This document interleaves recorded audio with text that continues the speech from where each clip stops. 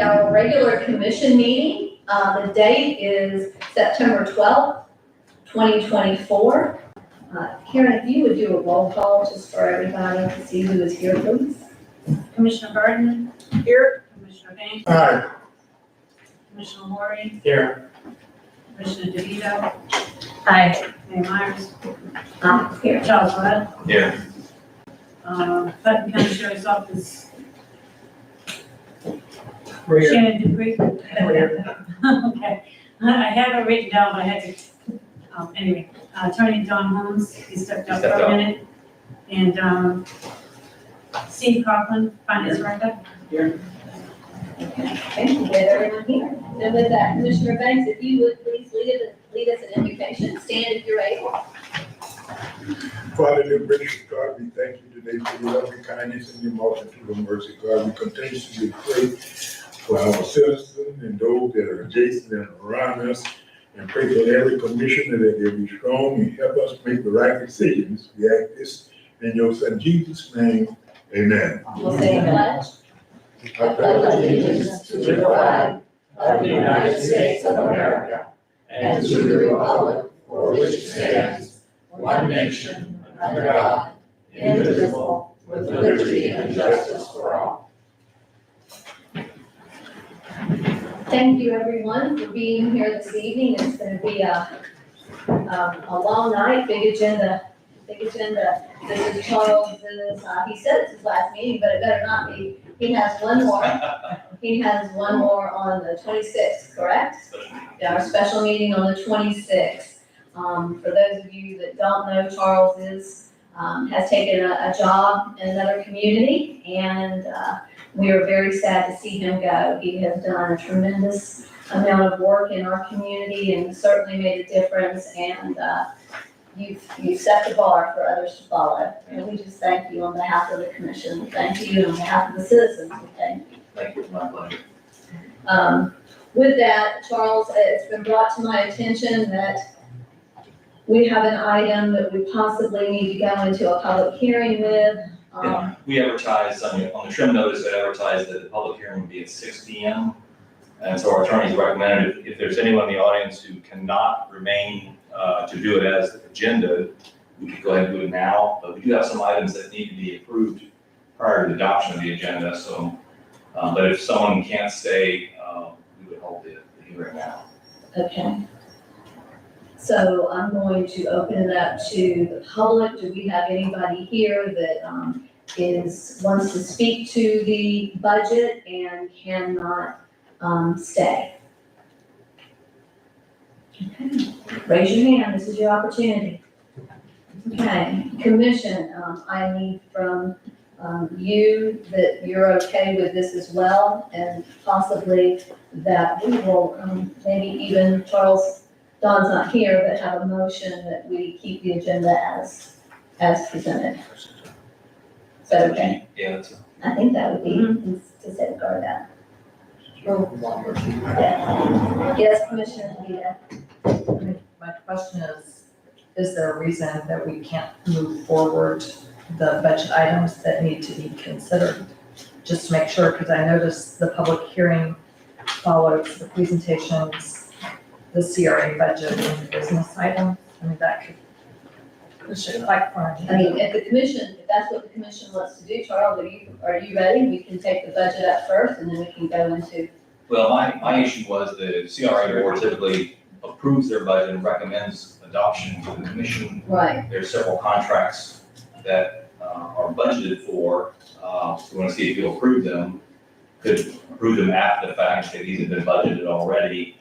The main thing was the CRA budget, typically the board, if you make any changes to that, then recommend approval to the full commission.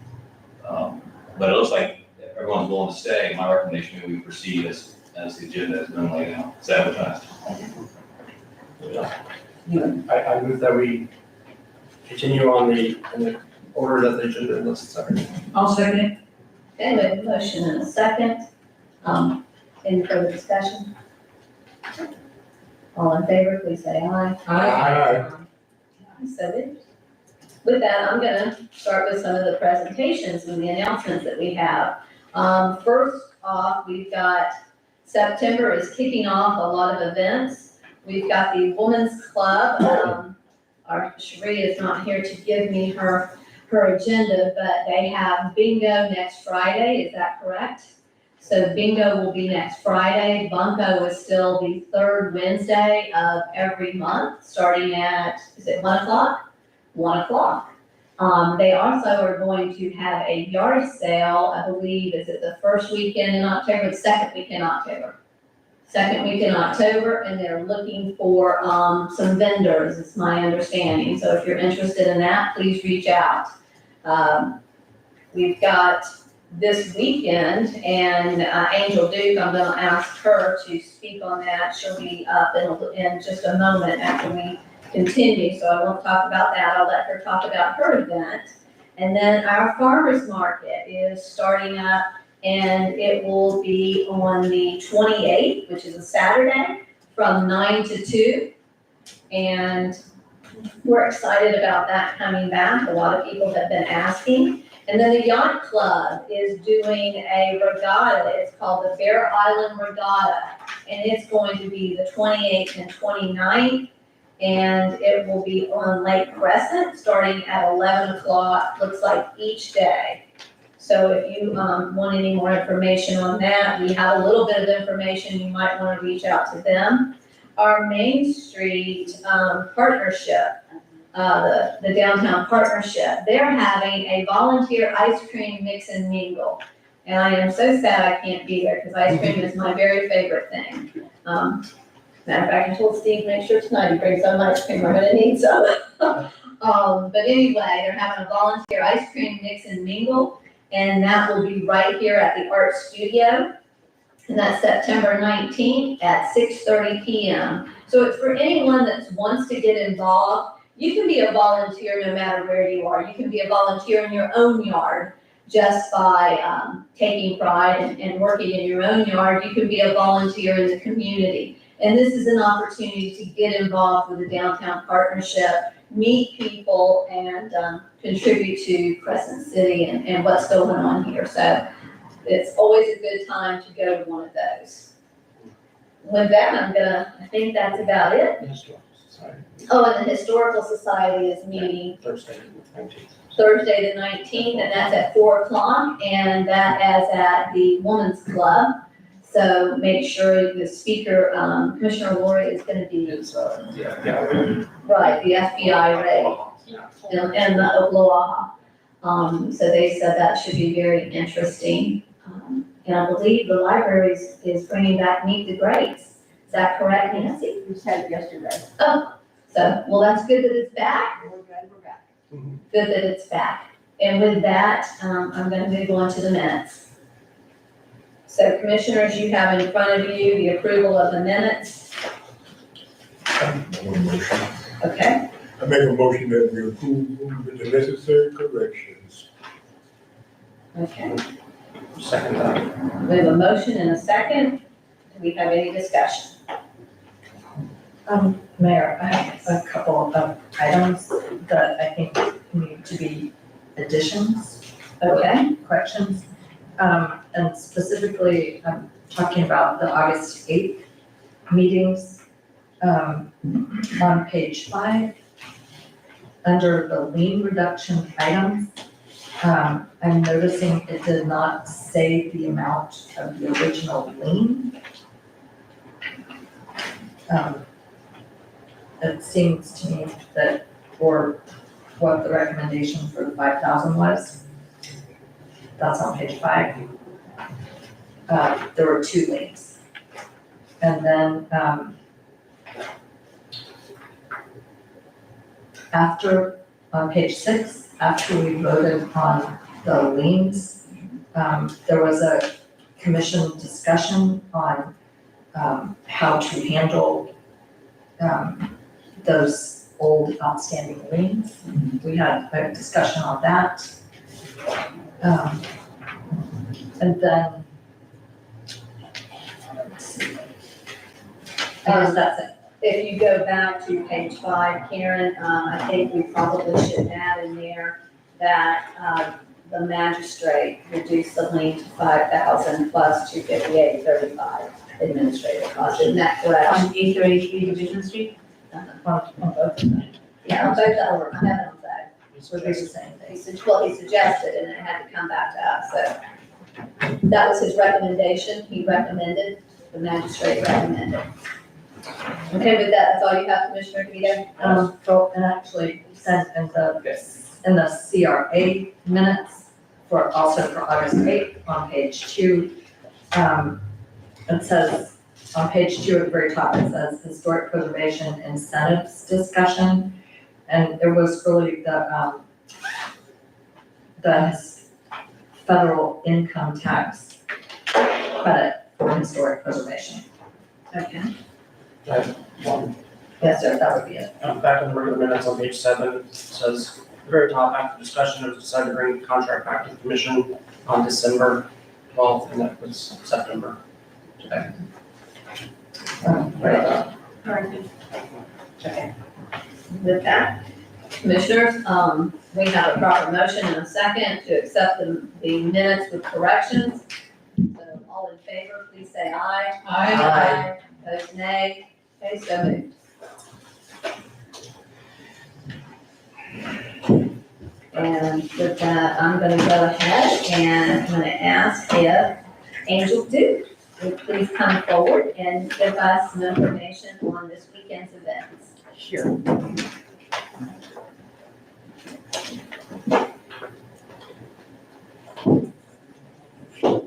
Good evening, everyone. Angel Duke, 404 North Lake Street, Crescent City, of course.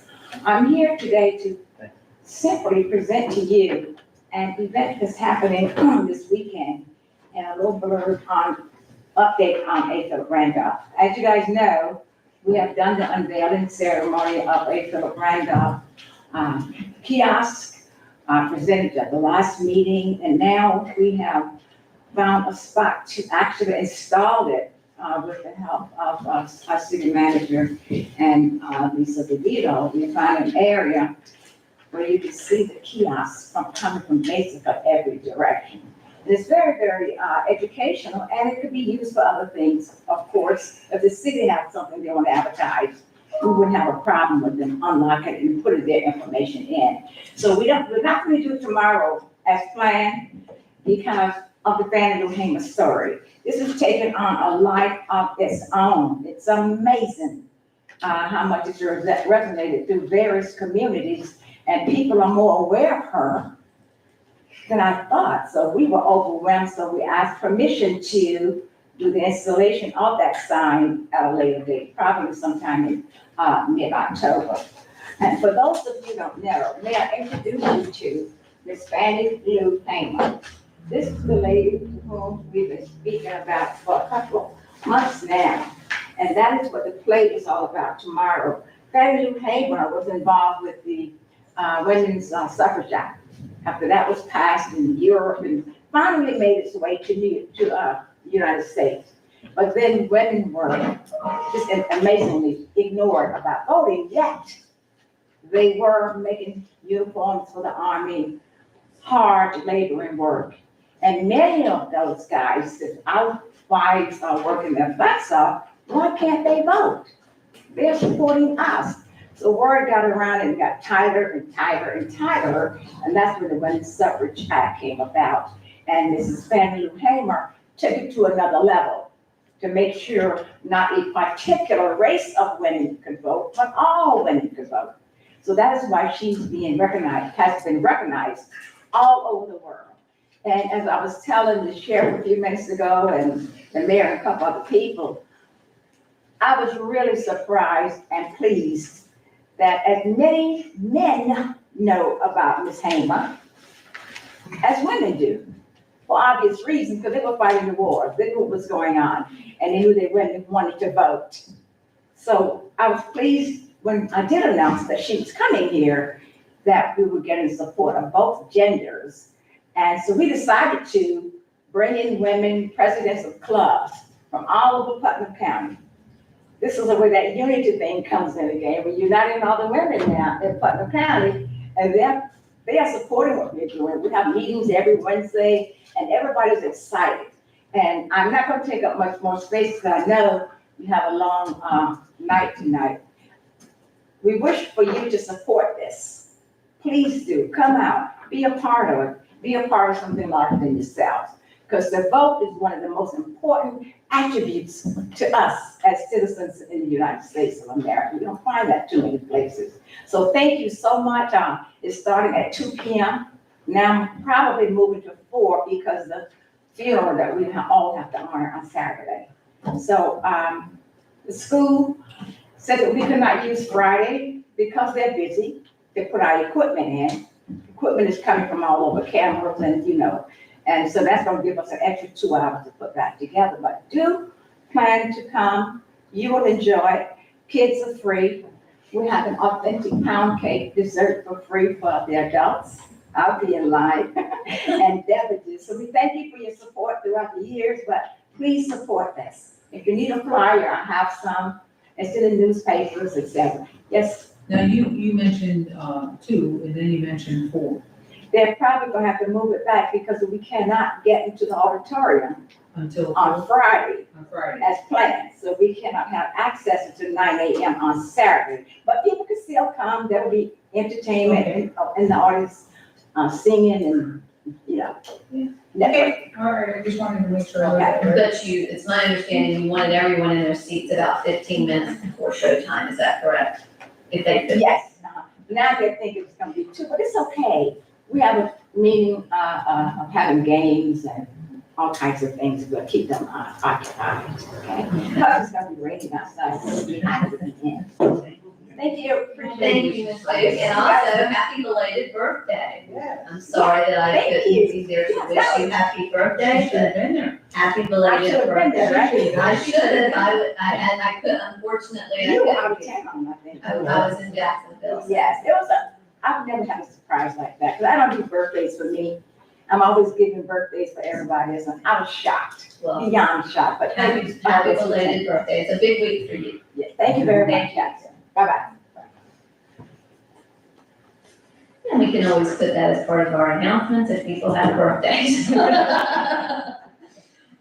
with that, Charles, I'm gonna turn it over, I know we've got the presentation for the, city manager search, and Mr. Hanson is here, do you want to? Yes, sir.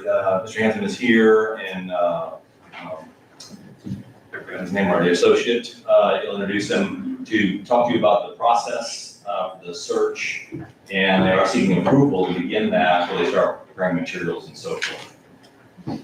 Okay, thank you. You've got a great little city here, by the way. Really You like do, it. thank you. Like the looks of it. I'm here tonight to describe who we, the senior advisors are, describe how we can help you with your city manager search to replace Charles. Talk about the steps and timelines for getting the city manager in place. You're certainly welcome to ask any questions you like as I go through this. I'll try to make it quick. A long agenda, and I've been through a lot of those through the years. Senior advisors are retired managers with lengthy experience. I've had 41 years in business in 4 different cities, but retired, we want to be here to help cities. We want to step out and sit on the couch. So we volunteer to help. There's usually between 8 and 10 of us in Florida at any given time. We're jointly appointed by the Florida City County Managers Association and the International Association of City Managers. We are not paid, we're volunteers. We often will request a mileage reimbursement, maybe meals, that sort of thing, costs only.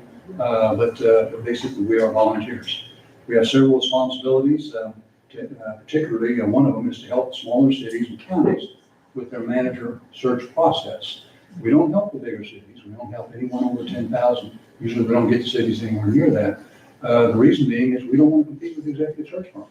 They do a better job than we do, there's no question. They've got a full office full of staff and they can do a very, very good job. But the problem is for smaller cities and counties, they often can't afford the $25,000 to $30,000 cost of an executive search firm. So, and trying to make sure that you can have good managers, that's really what we're trying to accomplish, is see that good city and county managers are serving in Florida. We offer to help small cities and counties. George Forbes will assist. He sent his apologies. He's traveling this week and could not be here tonight.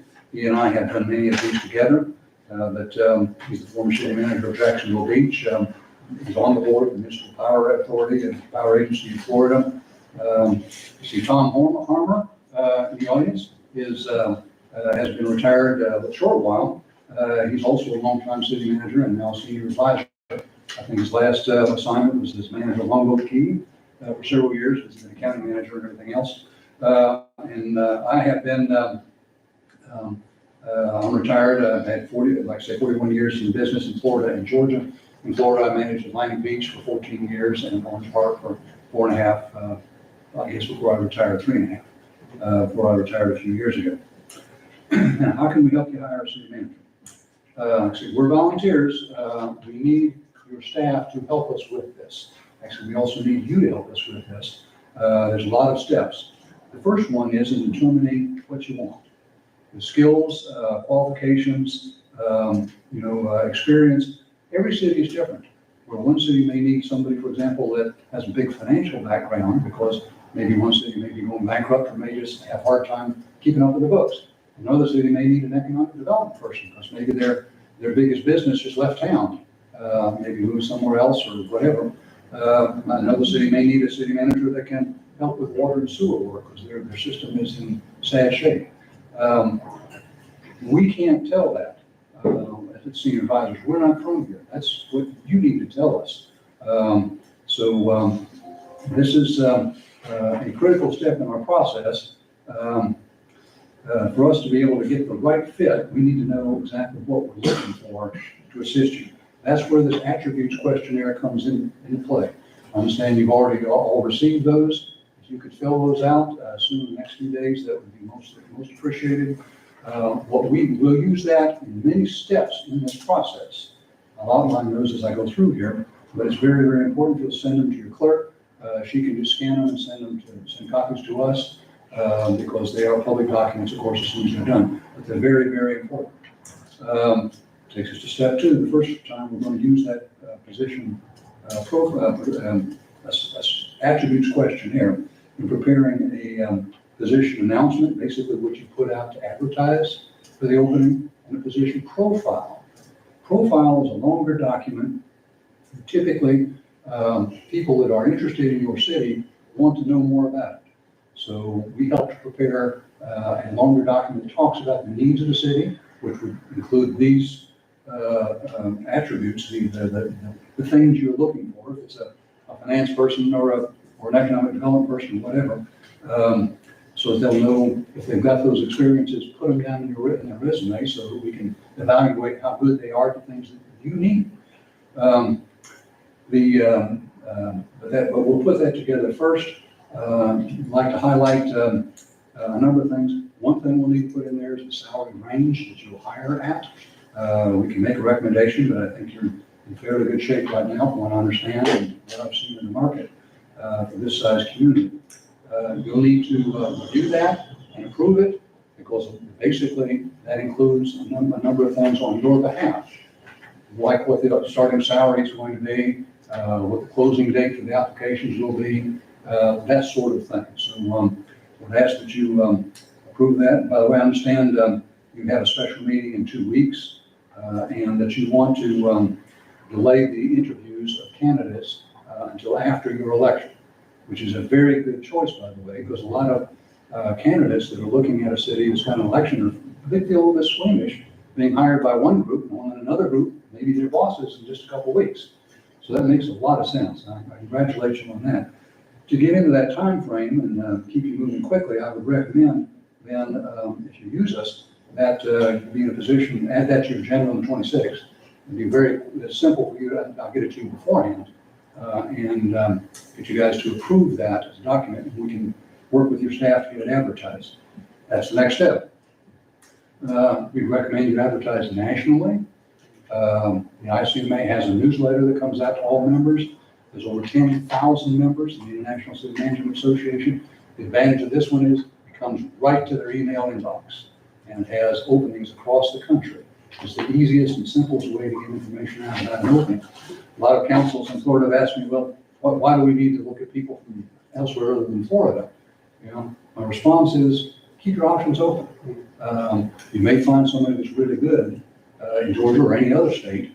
A lot of times, learning about Florida law, which is peculiar in a lot of ways, but you can mostly get a grasp on that in a couple of weeks.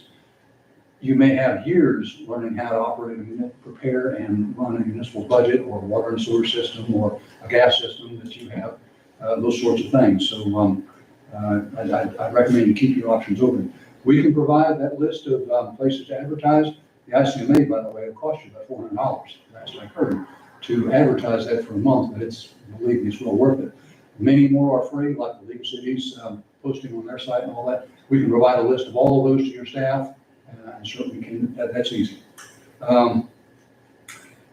Next step, normally in that, you'll give applicants at least 30 days to review, look over your city, and decide if they want to apply, and then send their resumes and applications in.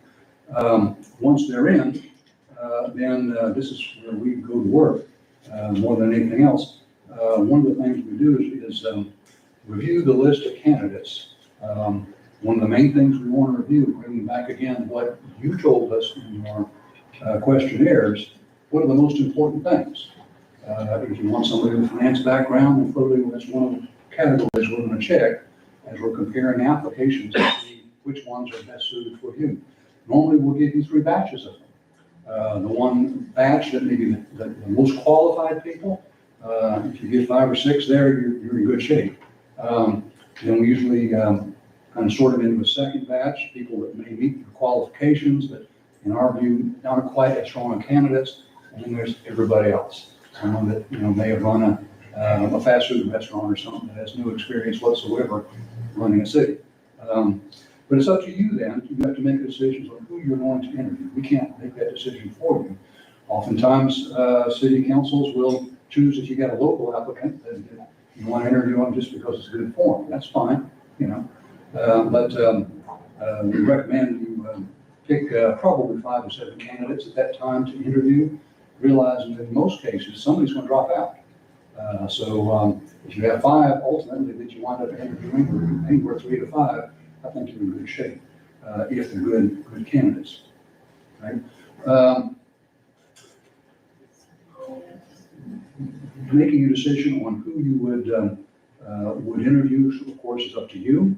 Then as soon as you've got that list ready, we'd ask your staff to work with the candidates to arrange their coming to your community, where to stay, the schedule, all that sort of thing, and talk about what expenses you would reimburse for their process. Usually that's 30 days. You would give them from the time the applications come in and you choose who to interview before you have the interviews. Because people that work usually have to give some notice, they have to rearrange their schedule so they can get out. They can't just go, tomorrow or Friday next week because they probably got a full calendar. You leave out some good candidates if you didn't do that. All right, when you're ready for the interview process, we can help you with that also. One thing we do is often help to put together a list of questions to ask of each candidate. We recommend you ask each candidate the same questions because then you can compare for yourselves how good did candidate A do compared to candidate B on the question about finance, if that's an issue.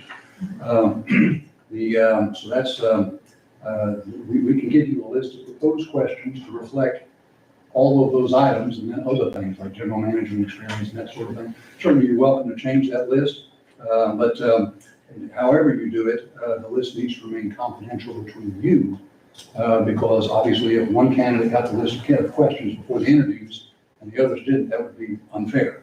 It does become a public document after the interviews, but I think under Florida law, it's considered like a test and you don't have to give it out beforehand. Normally, the city would pay the cost for travel for the candidates and their spouses.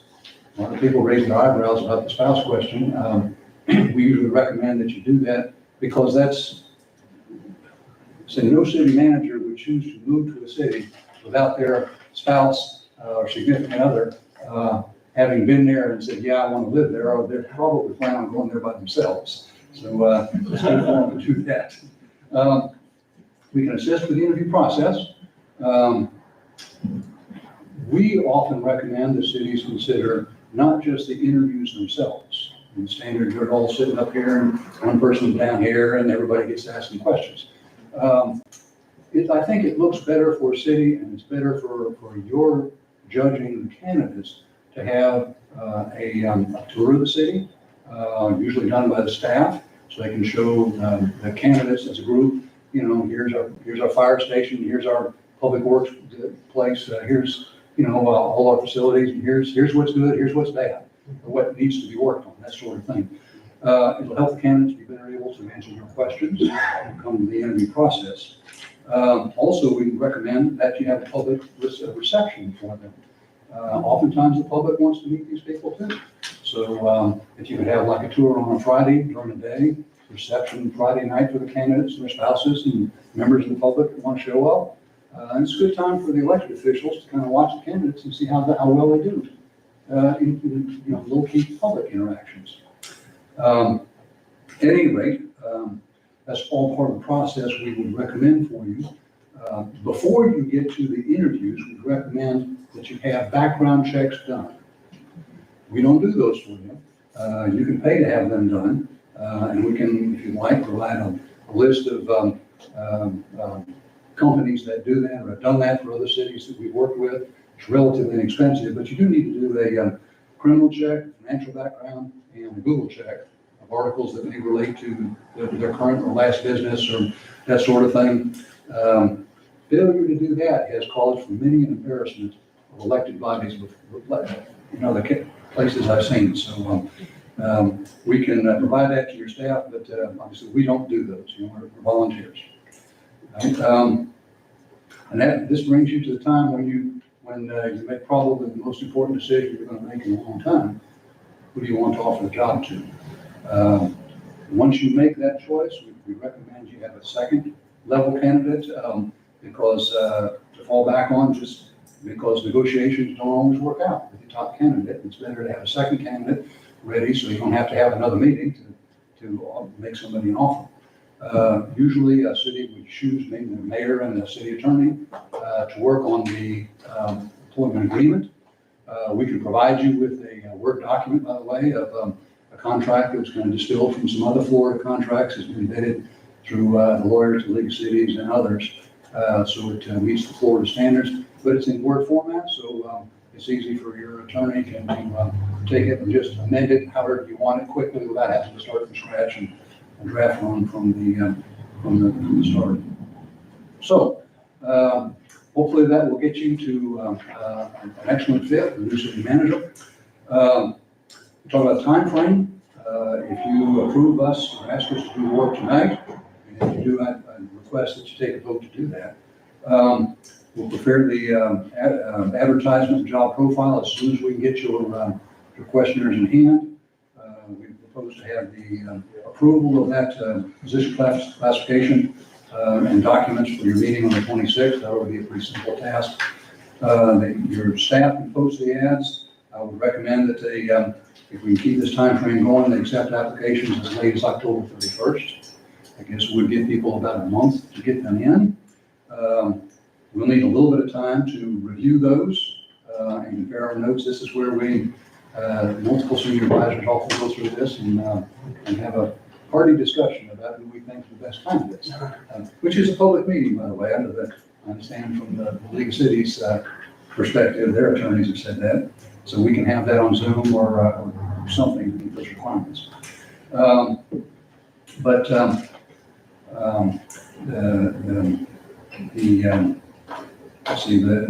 Once those are presented to you, then it'll be up to you guys to decide who you want to interview. We recommend if you could do that by November 14th, which I think is your regular meeting in November.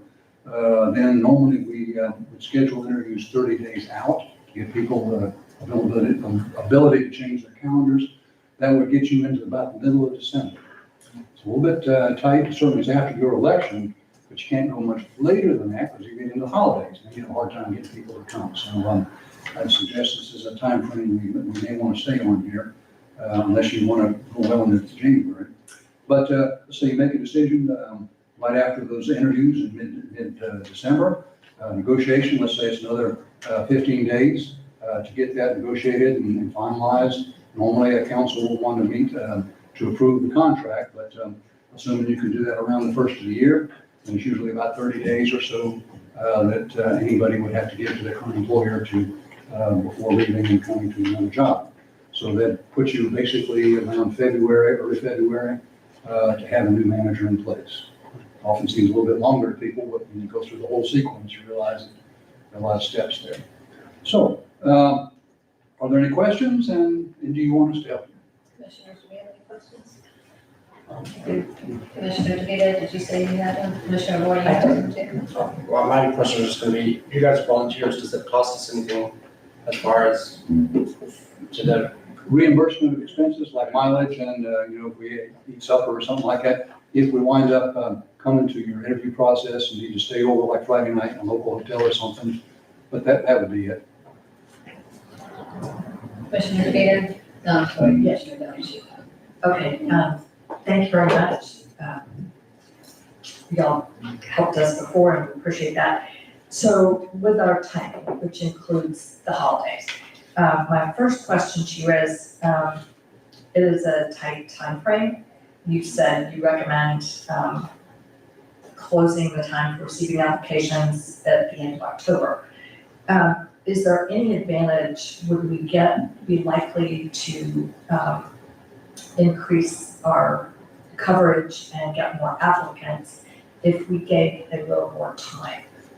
Or is there a sweet spot on how much time you advertise? Well, 30 days is the minimum we would recommend. Going as far as 45 might bring you some more applicants.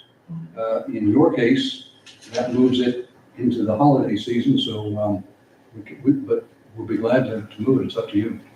Well, I just, this is up to the whole commission, and I want to give us, for me, and I assume the rest of us do, the best chance for getting a good pool of applicants, make sure that we're not, that we're fully advertised, we give it enough chance. And then my other question is, every sector is different in the city manager sector.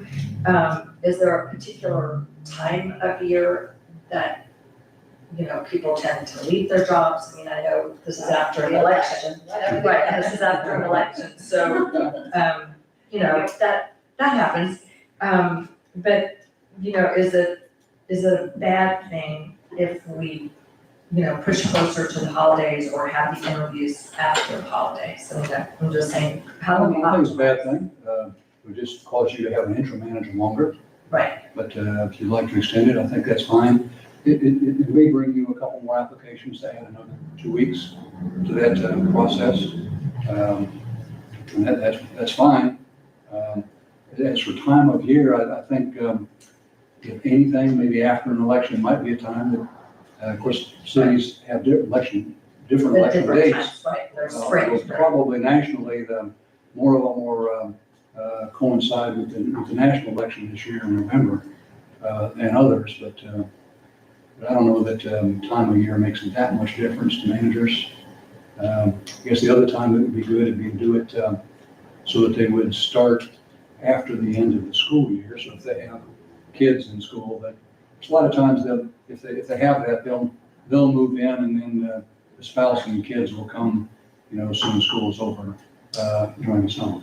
Right, but, and essentially, we could make that decision about our timeline on the 26th. Yes. Okay, that just wanted to get that. Right now, I just information. need a motion to, like he said, to have him go forward. And but Commissioner Banks had another question. Are you done, Commissioner? I am, Vito? thank you. Commissioner Banks? I heard you mention 2, can you get 3? Because sometimes, I believe in the past, we had chosen 3. Final 3 to check out, was it 3? There's final 3.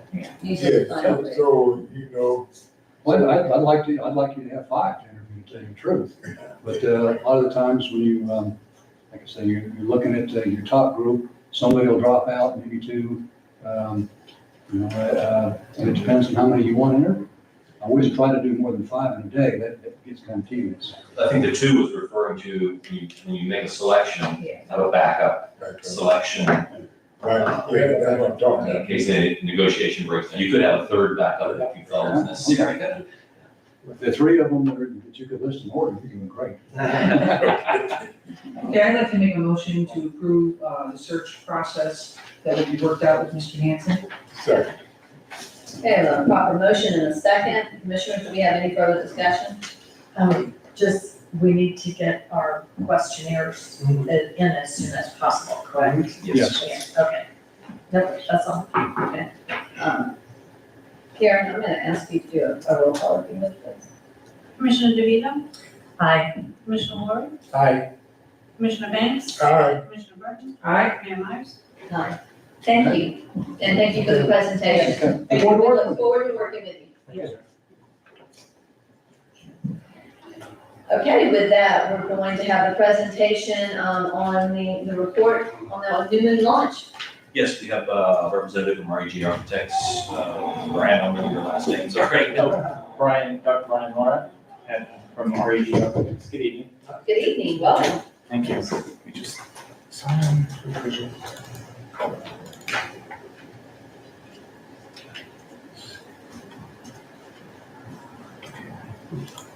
For any of you that are not aware, this is the, what we often are referring to as the Masonic Lodge, which is over on Main Street, that the city, has acquired now, doesn't it?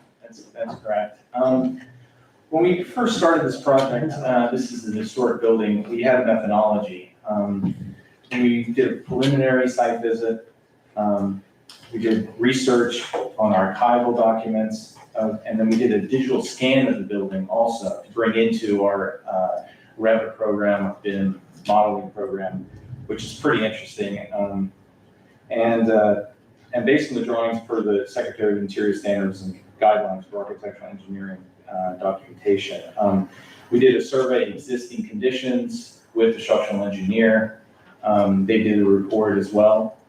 And then we did some photography of the interior and exterior of all the conditions in this report. This is just kind of an overview of the methodology, so you can get an idea before it goes through the slides. So this is the Masonic Lodge as is, existing, and below the images are, that's the proposed, but I have bigger images so you can see them. This is just the cover page. All right, so this is an historic site. It was a place for the civil rights era. It was a catalyst for community and unity. It was a contributing structure in Crescent City, an historic district. So this is kind of the macro view and historic image of that. It was a donated structure at the time. And it was a lodge, so it was an event space also, so it had a lot of birthdays and marriages and weddings and things like that. But it was definitely a hub and an area for activists to kind of commune. So we had, basically it was a beacon of hope and leadership. It was a catalyst for local unity. Like I said, there was a civic identity to it. It was a vernacular building, so it was balloon framed. It was vernacular in that they used a lot of materials of the site of the local community. It was wood construction. There's a lot of double hung windows. There's a brick masonry foundation. And then we did an assessment of those issues, which we need the things that we need to bring it up to code. We need to have ingress and egress out of the building. We need ADA accessibility. We need to make the structure stable, stabilize the structure, because there was a tree that collapsed on the rear of the building and destroyed part of it. So that's important to make it ADA accessible, stabilize it, and make it safe, right? That's the first phase really that we need to look at. And then also there's an environmental study that you would have to do also because there's lead and possible asbestos in the site. So let's go to the next one. This talks about the vernacular ideas. That's a vernacular building that it comes out of the culture. It's like Its sustainability comes from that, community involvement, and it's got functional things because of the balconies on both sides allow you for cross ventilation. At the time it was constructed, it was ventilated and not mechanically because there wasn't any mechanical ventilation at the time it was constructed. So very unique building. So this is kind of the macro view of where it's lying in the survey area of Crescent City. And then we zoom into it, into a Google Map image. More images with Google Maps, you can see. But there's more images of kind of the macro, micro, so we start to scale into the site. Here's the existing elevations. You have the west, the north, you can't really see it, but basically all sides of the building as it exists. From the bottom left is where the tree collapsed onto that. So historically, it was more of a storage and was enclosed. So I can show you more images once you go through these. So these are existing images. You have the front and then the side and then the back where the tree collapsed onto the building and kind of, destroyed it basically and compromised the stability of the structure. These are plans showing points where we took photographs, and those tie into the Indexical images, which are part of the report, which are similar to what you do for a grant. It's a quarterly reporting where they like the idea of photography tying into all those points so they can get a full narrative and idea of what the structure is and where it is at this point in time. Also, through the construction, they'll want quarterly reports. So we end up doing those quarterly reports as it ties into the report as well. So it's a good way to kind of visualize what's being done and what's existing. So just like these images, each one has an image of the front, and then you have an image of the siding, which I think there's asbestos in that we have to do an environmental study on that. There's the back area, there's the masonry foundation, there's the single 1/1 or 2/2 double hung windows, which are historic. There's the balcony, the last image right there. Here are more images of all the Indexical areas that we looked at from an architectural standpoint. We have the siding, the rear of the building. You see more of the rear area of that balcony or that storage area. It's kind of been destroyed a little bit, but we can always renovate that and restore that back. You'll see that in the proposed masonry foundation, because there's a balloon frame vernacular building that stands on that. So what's interesting about the balloon frame is that you have studs that go all the way up to the underside of the roof, which you don't typically construct buildings that way because of Chicago fires, and it's better to break it. But because it's historic, we like that and we want to celebrate that, right? So there's more images, Indexical images. Each image has little descriptive information, which I can't really read from here because it's way too small, but it's basically saying, the condition and explaining what it's at this point in time. More images of the interior. So we have points and numbering that show the Indexical images of what we're looking at. For instance, the bathrooms, they need to be renovated. They need to be expanded on to make them ADA accessible. The interior roof, the purlins need to be tied in. Hurricane straps need to be added because that's needed for Florida Building Code, FTC. You got some issues with the floors. You got the settlement of the foundation through the structural engineer assessment report. More images of the interiors. You have, just showing what is there right now. So you see all the framing, the floor needs work. So a lot of the structure needs work from the foundation up to the roof. With hurricane straps to the roof, the foundation needs to be looked at, analyzed by a structural engineer, and maybe even needs helical piles to stabilize it. That's what we did for Sunset Lounge in West Palm Beach. Interesting project. So here's the assessment report from the structural engineer, which goes into more detail that, you know, in order to bring up the code, you need hurricane straps, you need to fix the overstressing on the structure, the dissettlement of the foundation. Right now, the settlement is on one side, it's actually sinking, so we need to repair that. More images from the structural engineer's report that tie into that. Same thing. You see the structure.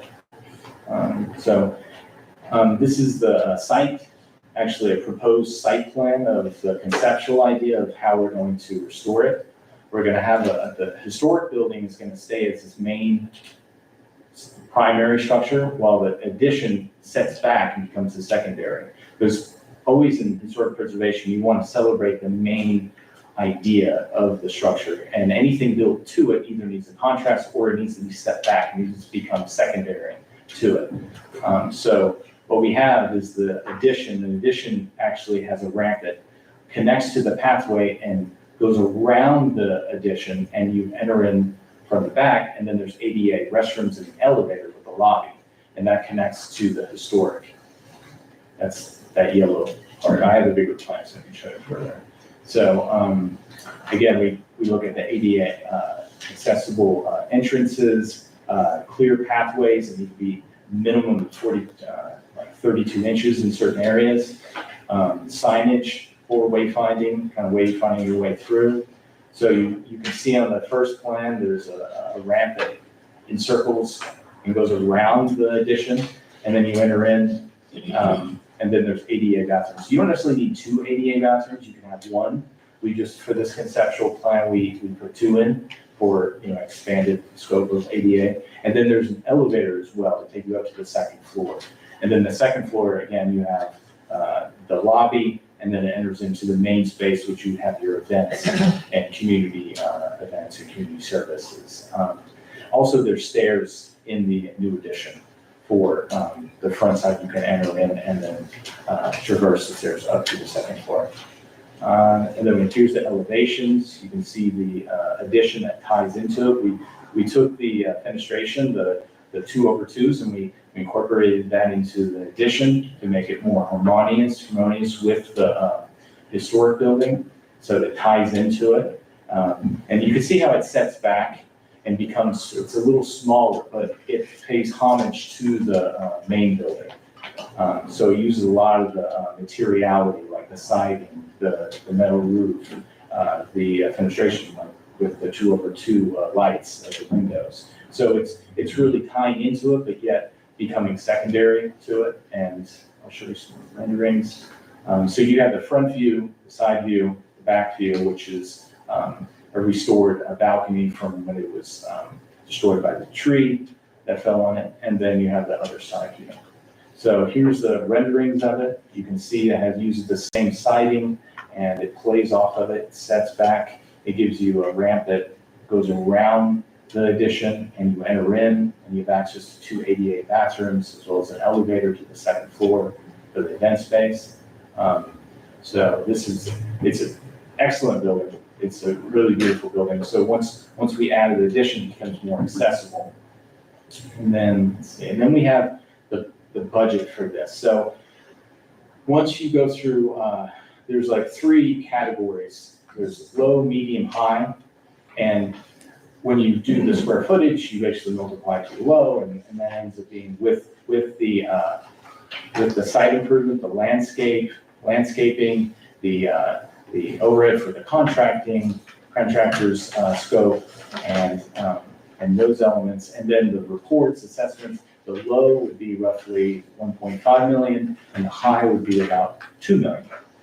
So, or there's another option where we basically stabilize the building, we make it safe, and then the second phase we would have a ramp that it's a different design, but you would basically have a ramp that accesses the 1st floor without the new addition. It accesses the 1st floor of it, and you would have ADA accessible to that level. And then you could wait for additional funding, depending on the grants and how you're kind of staging it. the funding. So the first would be to make it safe, structurally safe, and then you deal with the interiors in phase 2.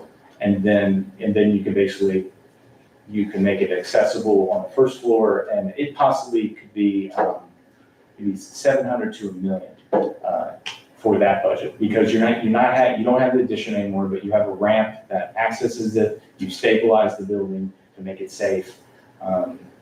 And it's renovated, and the exterior, the envelope of the building has been renovated and preserved. So that's a different scope. I don't have it here to show you the breakdown, but I spoke with the principal, Rick Gonzalez, the architect of record, and he mentioned that it would roughly be 700 to $1 million, but it would be less than what your low budget is here for the addition. So, and that's all I have to say tonight. Thank you. Thank you You're very welcome. much. Thank you. Commissioners, do you have any questions? We have some questions. Yes, Commissioner Keenan. Actually, thank you very much. I just want to say one thing, and then I have a comment for the rest of the commission. Thank you for the presentation. I think y'all did a great job. It's very encouraging. And obviously, we have to figure out how to do this. It's for a little town like ours, it's a very high price tag, but for your benefit and for the rest of the commission, and I'm sure Commissioner Lori is familiar with what I'm going to say, and so will a lot of people sitting here today, present in the audience, and Commissioner Banks. To me, one reason this building is so important is not only is it part of our historic district, but it is one of 3 remaining public buildings. There are 2 churches in the former African-American historic area of town. Just down the street, there's the AME church where A. Philip Randolph's father preached. It's one of the oldest buildings in town. And then on Cedar Street, there's the Jethro Baptist Church, which that might be the oldest church in town. It is. Pardon? It is. Yes, the oldest church in town, and the Historical Society has been helping Jethro Baptist with some renovations there, but together, those 3 buildings make a little triangle that really anchors the historic district. And as well, the late architect Jim Steggy, who really brought attention to this, pointed out that this lodge originally, and Mr. Banks, Commissioner Banks was a member, they actually got their charter apparently from England because they could not get the charter from the white lodges.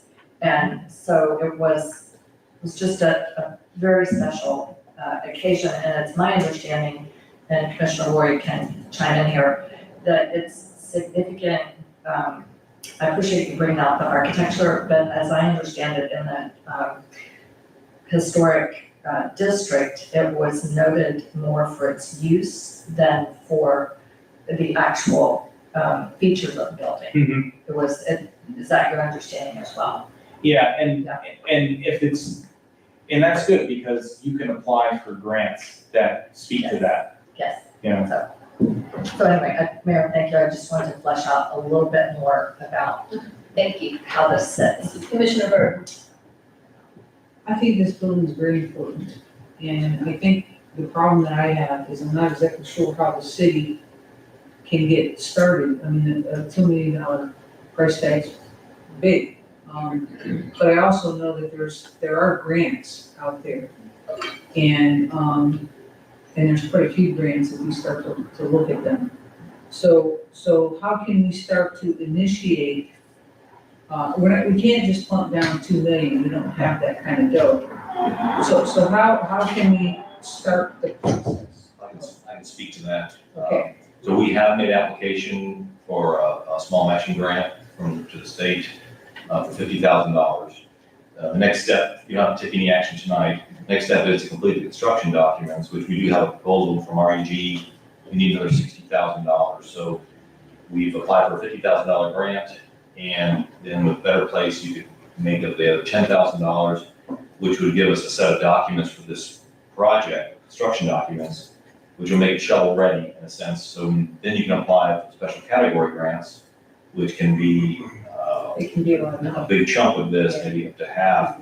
I just saw a list today, there's communities that Hastings applied for $1 million for their building. So we can apply for a huge amount in a special category grant and begin to work on it that way. So a phase one could potentially be funded, and you may need to utilize better placed funds going forward as a match, well, in kind and so forth. But those are the steps. So the next step is to get the construction documents, so it gives you a better shot at the grant. You're ready to go, and you apply for construction dollars.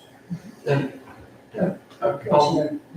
that, the small matching grant, are we not, I just got an email today, I'm trying to remember, it's about the ranking, that'll be later this month, correct? I thought so. I'm just thinking, that's the special category grants. Or is that That's the big one, yeah. I just. We'll get an email we'll sit in on the webinar and answer questions and get ranked.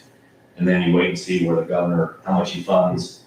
And so we'll know next June if we got the 50,000. Just where we're sitting.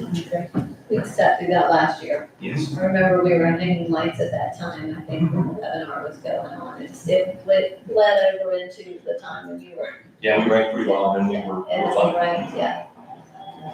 I would, Commissioner, thanks. it would just tickle me happy to be alive and once we go through the process and get it to looking like that. Oh, yeah. I know it will mean so much. So much, because right now, I was sitting up there thinking, ain't too many of us that originally were members of that lodge is here. I think about 2 or 3. And I'm one of them. My brother down in Long Station is one of them, and there's one more, I can't think of his name.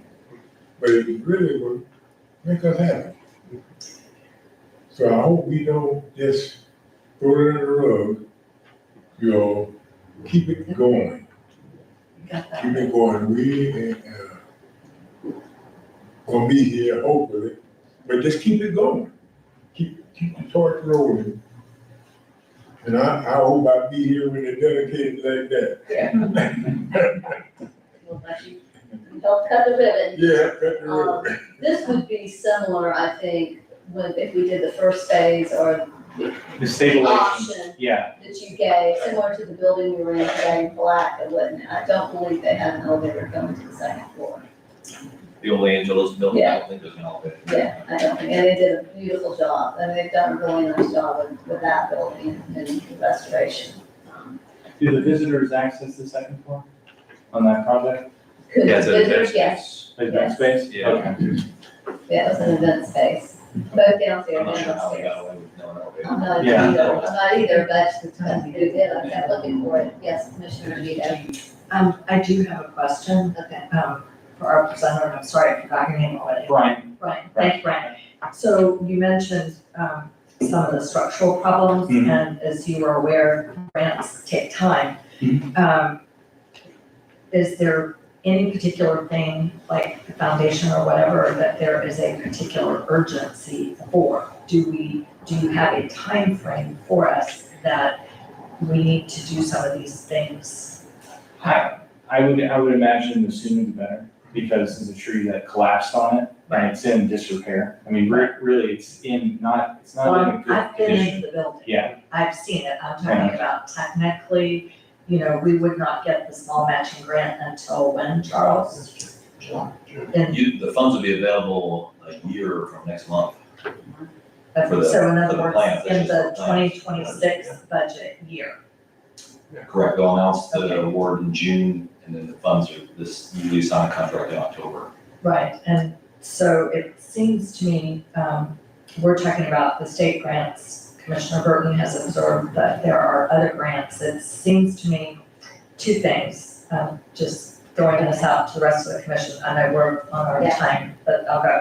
2 things. Number 1, after we adopt the budget, the city manager has indicated that we may have additional funds to do a budget amendment later in the year. We might want to think about using any additional funds if they are available for a grant writer to look for private grants that might come a little faster.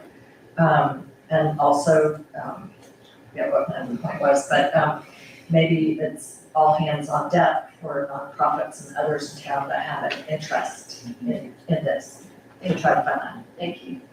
And I just want to say to those residents that, that really fought hard for saving this building, thank you. We hope that one day it will be restored to that. We thank you for just making sure that your heritage is protected, and commissioners, thank y'all for doing this as well. I do want to say that as we move forward, one thing is we all say there's grants, we know there's grants take a lot of time. People don't realize grants, if you get them, that's awesome, but they do take a lot of time.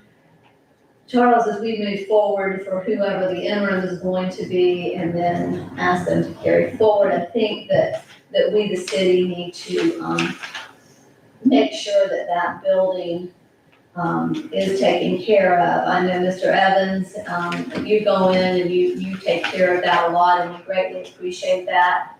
But just from, our public works, just making sure, and if we need to go in there and do some pressure washing and clean it up, and just let it show a little bit more pride, I would like to see that. Never say pressure washing in front of a preservation organization. Pressure washing the thing, let's just wash the thing. Hand wash. Hand wash the thing. Oh, I'm afraid if you hit it with a pressure washer, it might do this. Yeah. But just to, if we could just make sure that Public Works, and you'll hand that over to the next city manager, that is, something that we need to make sure we take care of. Absolutely. And Mayor, if I could add one more, thanks. When the city first was given ownership of that building, was experiencing vandalism. Yeah. I contacted the sheriff's office, and they were extremely helpful and quick. I think Charles had just come on board.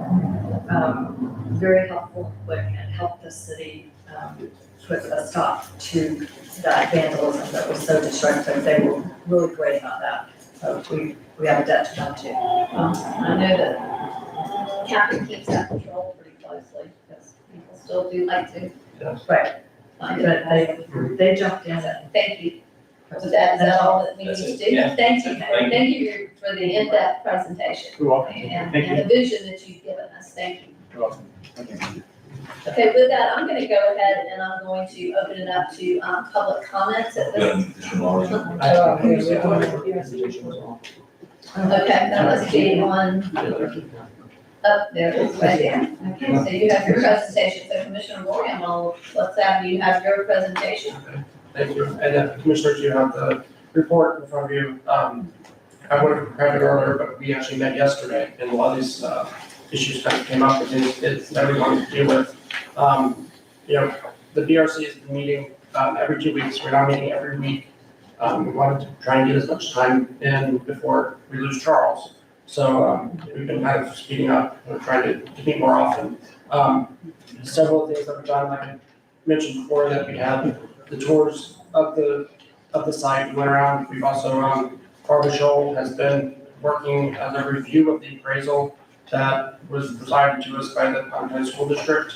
And interestingly, she also, this review that she had shows a considerable difference in the valuation of the property versus what the school district has appraised it at. So that's something that we're exploring further. Quite a difference. We also have been looking at the operational costs and that kind of thing, so that we can prepare that. One of the big things I was working on and trying to work on is establishing the title and the deed history. That's something is going to be complicated. Some of this land was donated back in 1903, and then successive decades later was purchased or acquired by the school district. So that's one of those things that we're just trying to figure all that out. I've gone as far as I can as far as I can go as an amateur, and the BRC has discussed it and concluded that it's necessary to engage a professional title company because I'm free and I can't do it anymore.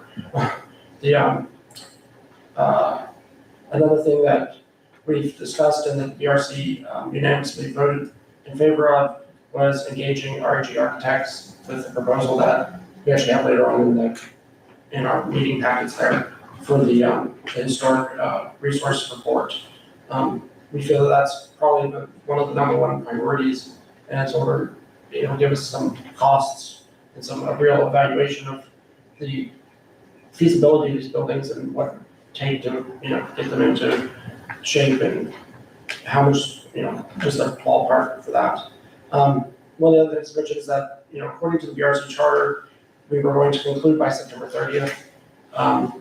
At yesterday's meeting, we decided, of course, that we're not done yet. We're still way into still have a lot of work to do, and that they would like me to request an extension through the end of the calendar year. Another point, unfortunately, Vera Green, who is our 5th member, has been unable to participate. And I asked the clerk to put on the website that we are looking for more applications for an additional member. We decided, they discussed having someone with finance or business experience. So that position is open and we're accepting applications. And if we do when we get applications, I'll bring them to you to appoint a 5th member. So really, in summary, there's 4 things I need, or that the commission needs to do right now. One was to approve the purchasing of a property abstract. From what I can gather, the cost would be somewhere between $2,000 and $3,000 possibly, but I can't get an exact number. Barbara Shaw called me around 5 o'clock today, in fact, to try and give me, and she was not sure, but she said it shouldn't be any more than the $3,000 that I put on here. To approve the REG Architects, which we can talk about that when we get to the grant part. 3, the extended deadline for the BRC to continue work to December 31st, and then 4, if we can remove that 5th member, Vera Green, just so we have the position open. That's what I would ask as the liaison for the BRC of the city commission. Okay, thank you. Yeah, awesome. Okay, do we have any That's questions? fine, thanks. Anybody have any questions of Commissioner Warren? I was gonna have a motion, somebody had some questions. Yeah, I do have a question. You're asking for a lot of stuff here, and I noticed, with our, consideration of the remaining ARPA funds, we have a complete the feasibility study for the middle school acquisition. What really does that include? I mean, does it include anything that you just said? Yes, that's what I was, That one of his items was the feasibility study, which would be the 5 main buildings. They were actually asking for the 170, which would include the classrooms to the north, on the 1-story classrooms. Yeah. My recommendation would be the 120, consider it the 5 primary buildings that we're most interested in.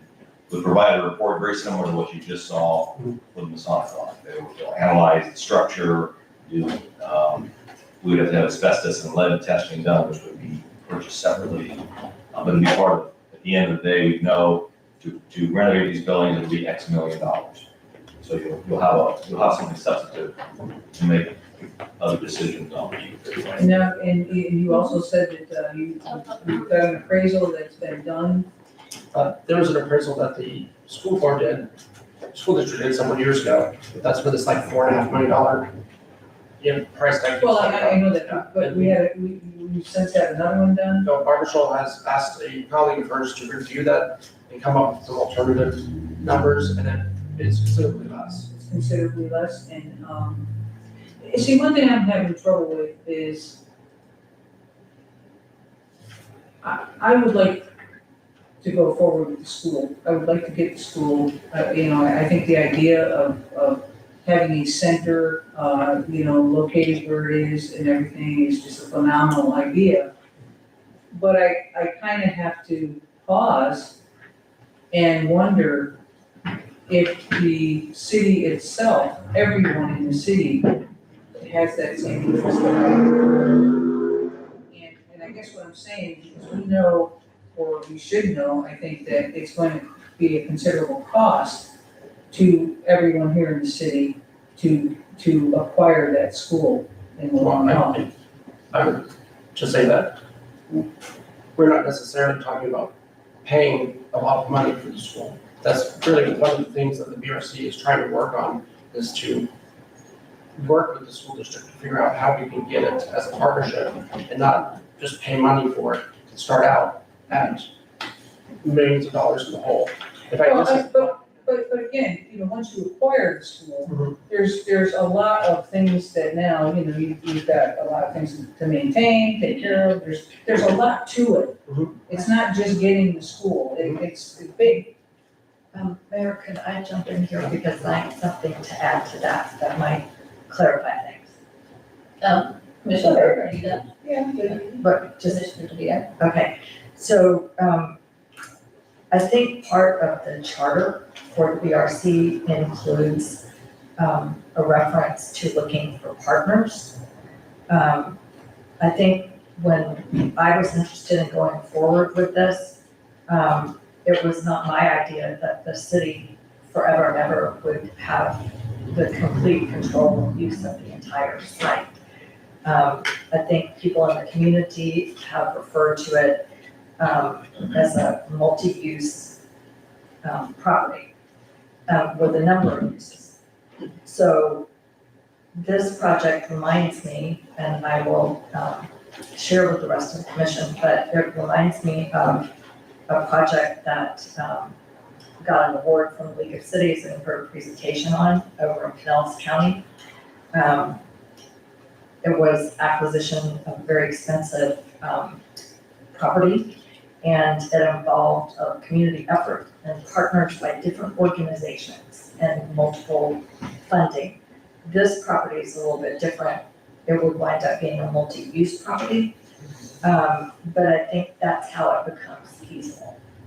Well, and I think I understand that, but okay, I have yet to, right now, we're already starting to put money out for this piece of property. And I haven't heard of any partners kind of, coming in and wanting to join hands with us or anything like that. I guess all I'm saying is, I want the school, and I was the one that thought I had a grant for the school.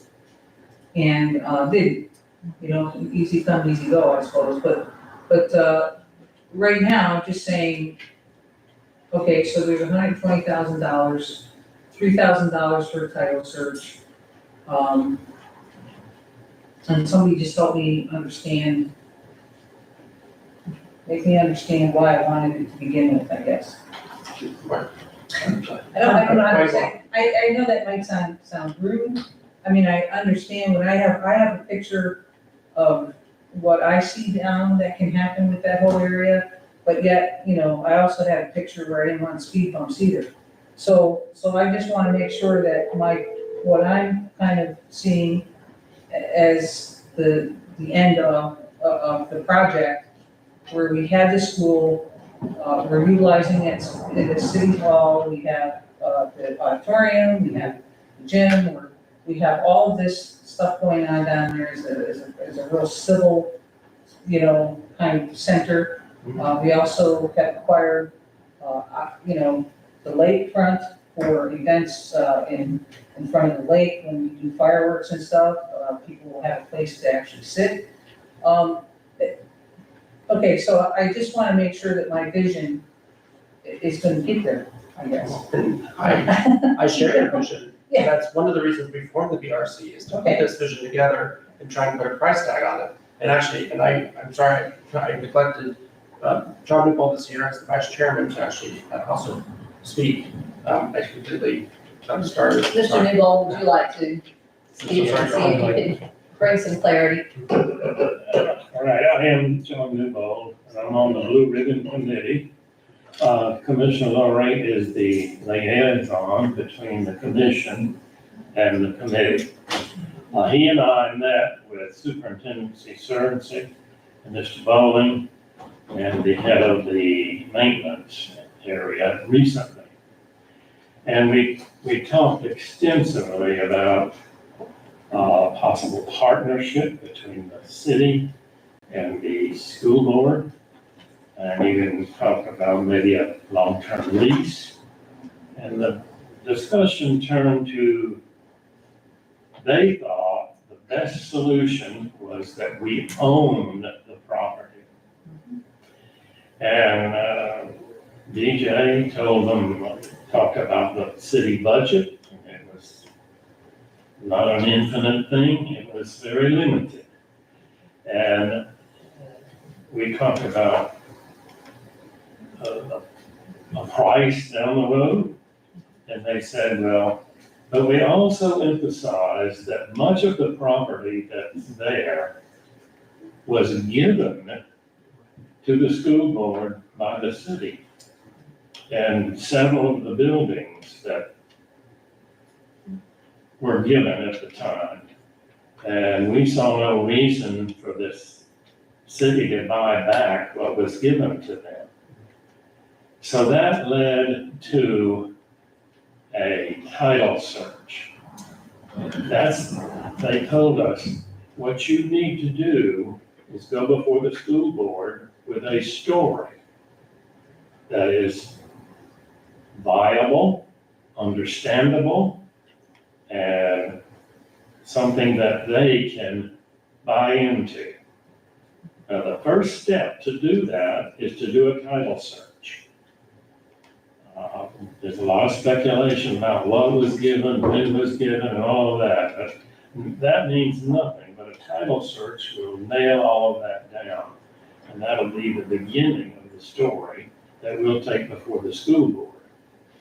So we're asking if the city would, and Barbara Scholl told us, right? We asked her, what would a title search cost? She said it'll be $2,000 or so. So we're asking the city if they would donate $2,000 to the Blue Ribbon Committee and get this title search done so we can get this going. Mr. Bowling and Superintendent Cerency want this to happen. They want the city to own that property. They said the last thing we want is to see it there and just deteriorate.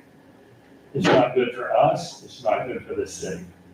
So, and Mr. Superintendent Cerency is very sincere about that. And he said he'll do whatever he can to help us make this happen. So that's what we're asking for tonight. So it sounds to me like right now, before we do anything, and before you really can go much further, you really need a title search to know what you're working with. Yes. To know what you're working Right with. now, there's Okay, a that lot of makes talk. So, and and so speculation. I think that that's probably, Charles, we can find that. Well, actually, on the next, later in the agenda, I'll ask you to pay for that out of the ARPA funds. And So do we need a motion or anything here? I don't know that we need a motion right now. Yes, actually, Rita. The motion for that. I have a motion, I wrote it down, to basically, procedurally, Commissioner Lori has asked us to do two things, to extend the, life of the Blue Ribbon Commission, is it commission or committee? Committee, until the end of the calendar year, correct? Yes. And to also declare a vacancy, because, architect Vera Green is not able to attend. Yes. So I would make that motion. So- We extend. So 3 and 4 of his request. Yes. Your motion. Okay, so we have, Procedure. I will second that. so we have a motion and a second. Yeah. Commissioners, do we have any further discussion? I just have one comment. I understand, I share Commissioner Burton's vision, and I think that, I think we have very qualified and brilliant committee group. I think they're on the right track, and I think that what we're doing is the preparatory work. It's gonna be very difficult to get partners and to get the right partners until you know what you're dealing with. These assessments are going to make it possible to do the partnership outreach and attract the partners. So I think we're on a good track. Okay, I currently have a proper motion and a second. Do we have any further discussion? If not, I'm gonna go ahead and, Karen, would you do a roll call for me, please? Commissioner Barton, Aye. Commissioner Hicks, Aye. Commissioner Lori, Aye. Commissioner DeVito, Aye. Mayor Myers. Aye. So approved. And Okay, then we'll take up the rest as we go into the budget process. all right, thank you. Thank you, Mr. Newell. Thank you. You And I explained ran into, I'm gonna have to leave you at another meeting and go. okay, well, I you ran explained into that very well. Thank you. Superintendent Cerency today, and he was very appreciative, of the meetings that you've had with him, and It's been very, yeah. So with that, at this time, I'm gonna go ahead, if it's okay, I'm gonna open it up for public comment. I've got Mr. Lloyd Reeves. If you would come forward, please, state your name and your address if you will, and, you have 3 minutes here. All right, my name is Lloyd Reeves. I own the property at 831 Huntington Road, known as House Land. On a positive note, I'm impressed with the over $6 million worth of grants you guys have collected the last 4 years. But tonight I'd like to talk about small cities that hire engineering firms to supply part-time city planners. These city planners often require fully engineered site plans at a cost of $20,000 to $35,000 upfront before any vetting or approvals. If your project is rejected, you're simply out of those costs. This does drive business to engineering firms and makes for very little work by the city planners under contract. It also discourages development in those towns by small mom and pops, not willing to gamble their savings.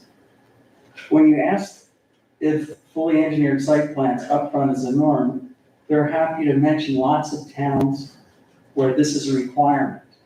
However, when you look up those towns, you'll discover most of them have city planners supplied by engineering firms. About 7 years ago, when I first thought to open Howie's Landing, we had a local surveyor do our site plan. The city manager at the time, who also acted as city planner, examined our first draft and pointed out a couple errors and setbacks, had us redo a second draft. The second draft had one last correction, and the third draft went through the whole approval process with no engineering. When it came time to build, each contractor had to present their engineering in order to pull the permit. Total cost to the surveyor for the site plan and corrections was $2,000. Total time spent by the acting city planner was less than 3 hours. I decided to see what other towns are requiring for pre-approval of site plans. Generally, the towns using engineering firms to supply city planners require fully engineered site plans upfront, again, driving more business to their industry. Towns that have an in-house city planner usually have a pre-approval process so that money is not wasted by their citizens. For these cities, once a site plan or project is approved, engineering must be submitted before any permits can be issued. My personal favorite is Ocala, as they list surveyors as one of their 4 sources for final site plans, just like Crescent City used to be.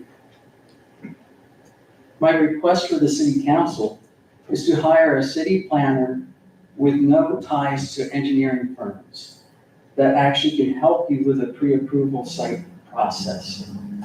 Or better yet, after listening to Mr. Hanson, why not add city planning experience to your search for a new city manager? Thank you. Thank you, thank you, Mr. Reeves.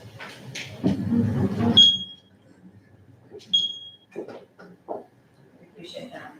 Okay, the next one that I have, Mr. Nickel has left, we have Mr. Oates, Craig Oates. Will you come forward, please? State your name and your address if you will.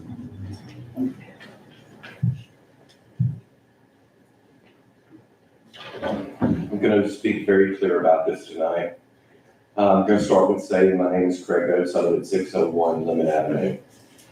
I'm a little upset. I'll get to that in a minute. Something to do even with this council, with this commission.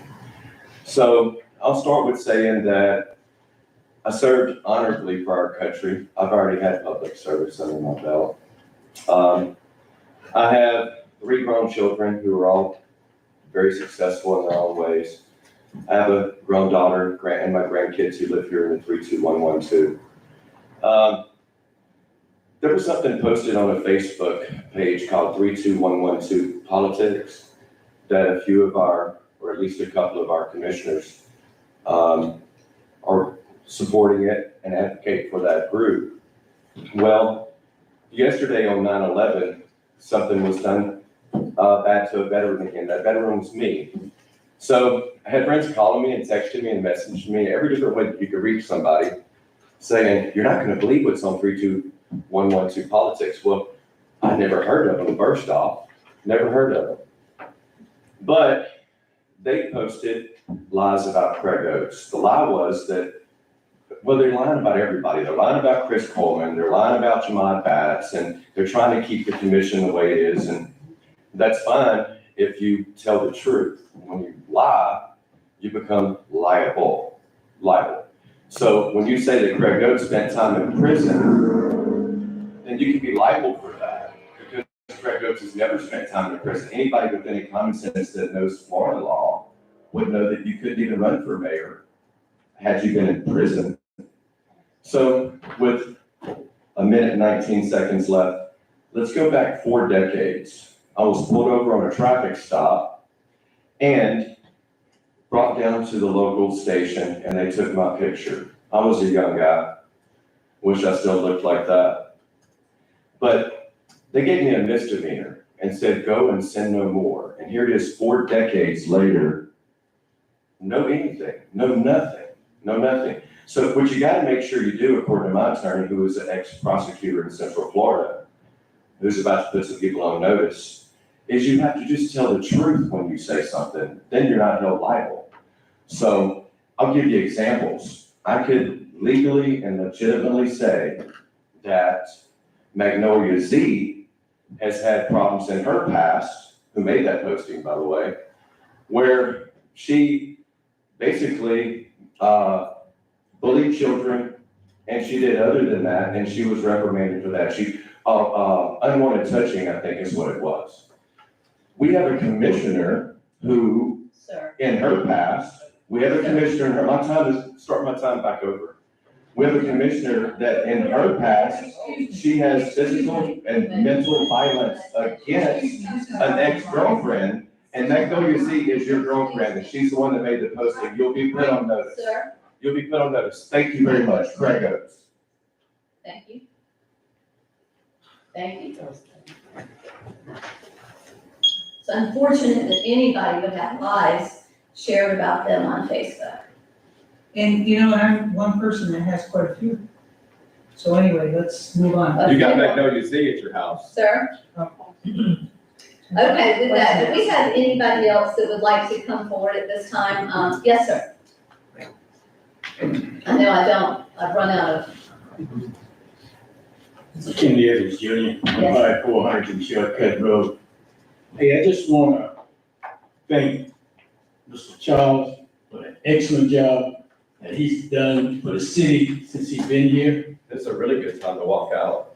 It's getting too deep in it. Whoa, boy, And sir, you want to run whoa, for mayor? boy, you want me? Go ahead. I'm a Vietnam vet too. So, excuse me, Anyway, I want to thank Mr. Charles for the excellent job he's done for the city. The best I've seen since I've been living in Crescent City for the city manager, and that's real talk. I don't give people a whole lot of praises for nothing, but he's done an excellent job, and I want to let everybody know that he's been doing a great job. I appreciate it. I appreciate the work that he's been doing for the New Moon Lodge to renovate that and get that straightened out too. I hope that the council, whatever the next manager that you get in here, that you make sure that he on board and can continue the work that Mr. Charles is doing for the New Moon Lodge, because we need that in that area to bring that whole area up. And I think it's gonna lift the whole community up over there. So thank y'all. Thank you so very much. Thank you, and thank you for all the work you do. Like I said, he set the standard.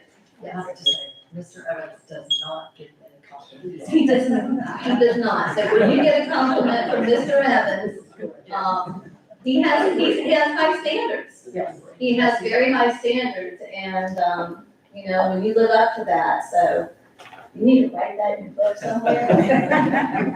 Take that with you to Tarpon and tell him that back here, Mr. Evans, he believes in you. Do we have any other speakers at this time that have any, yes, sir, if you come forward, please. State your name and your, address, if you will. Glenn Swagger, 608 Ronnie Lane here in Crescent City, Florida. Me, my wife, my autistic daughter, we moved here 5 years ago. Love the little town, can't say nothing bad about Sheriff's Department. They do a great job. But there's a couple things around this town that, excuse me, needs to be addressed because it's becoming to the point it's ridiculous. And I know I'm not the only one that has problems with four-wheelers terrorizing town, ripping up and down the roads. 3 weeks ago, my daughter came a half an inch from getting hit by somebody with a four-wheeler. That needs addressed. Another thing that needs addressed is the homeless people that live out here behind the bank. They're trashing our city. They are stealing stuff from residents. They are stealing stuff from behind the thrift store. They're destroying city property, tearing up the bathrooms and everything else. This is something that I feel needs to be addressed, both of these matters, and something needs to be done about it. And I would appreciate if the council and everybody could come up with a solution where we can not have a problem with the four-wheelers and we don't have the homeless people. I'm sorry they're homeless, but something needs to be done. The only other thing I got to say is if something isn't done, citizens are gonna start taking stuff into their own hands, especially when you have one of them beating on your door at 3 o'clock in the morning drunk, wanting to sleep in your backyard. That becomes a problem. So again, I'm asking for the commission, the mayor, and the council, come together with the sheriff's department. Let's find a solution to fix this part that is messed up in Crescent City. Mr. Swagger, let me ask you a question. You said somebody knocked on your door. Yes, That's great. Did you make a report? Was there a report made? No. Okay. That's important. That is very important, and Captain Usry will probably talk to you about that. If okay, something like that happens, I know they had to come through your gate, through your Yes. fence. You definitely need to call the sheriff's office and report that. Everybody does. That's because they don't know, unless it's reported. So Yeah, that's so important. everything is on video surveillance also. Okay, that's good to know. That's good to know. Thank you. And, the one couple has been moved. They are no longer behind TD Bank. And I think that just went to the magistrate, didn't it, as far as my understanding about cleaning TD Bank up. And so they've got a certain amount of days and then they'll start assessing fines. But speaking of the TD Bank, I personally will volunteer my time and materials. If there's somebody else that wants to volunteer and help, I have no problem. They can contact me and I will more than gladly donate my time and my equipment to help get that cleaned up for Crescent City. Thank you. And thank you for all. I know that you're a great advocate for your neighborhood and so we appreciate that too. Thank you. Thank you. Okay, do we have anybody else that has any public comment? Okay, seeing nobody come forward, I'm gonna go ahead and I'm gonna close out public comment. Captain Usry? Captain Usry is gonna give his report, then we are going to take a short recess, and then we have a Zoom call at 8 o'clock. I don't know if anybody has been made aware, but Mr. Edwards unfortunately has decided he does not want to serve as our interim city manager, and so we have an interview at 8 o'clock. So we actually had a good month this month. I'm sorry, good evening, everyone. We actually had a very interesting month, very low crime reported month. So I'll talk about this first one. This one here is pretty significant. This is a vehicle pursuit that led from Crescent City into the East Palaca area. Basically, we get a call from Prospect Street. Someone calls in and says that they see a vehicle full of people with masks. One was armed with a assault rifle. They enter the vehicle and said something about going to Palaca. So luckily, the wrong stop they made, they've been back and forth between Volusia County and Putnam County and the city of Palaca.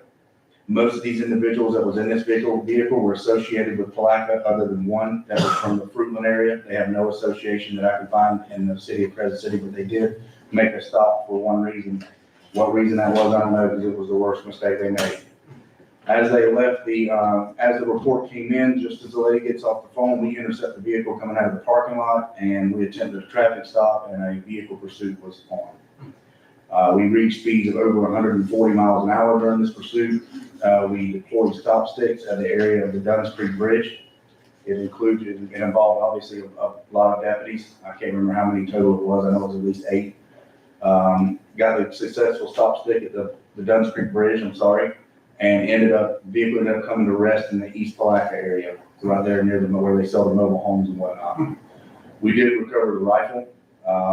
We identified everybody that was in the vehicle. They in fact did have masks to cover their face. They were obviously going to do some type of a possible violent crime. We recovered the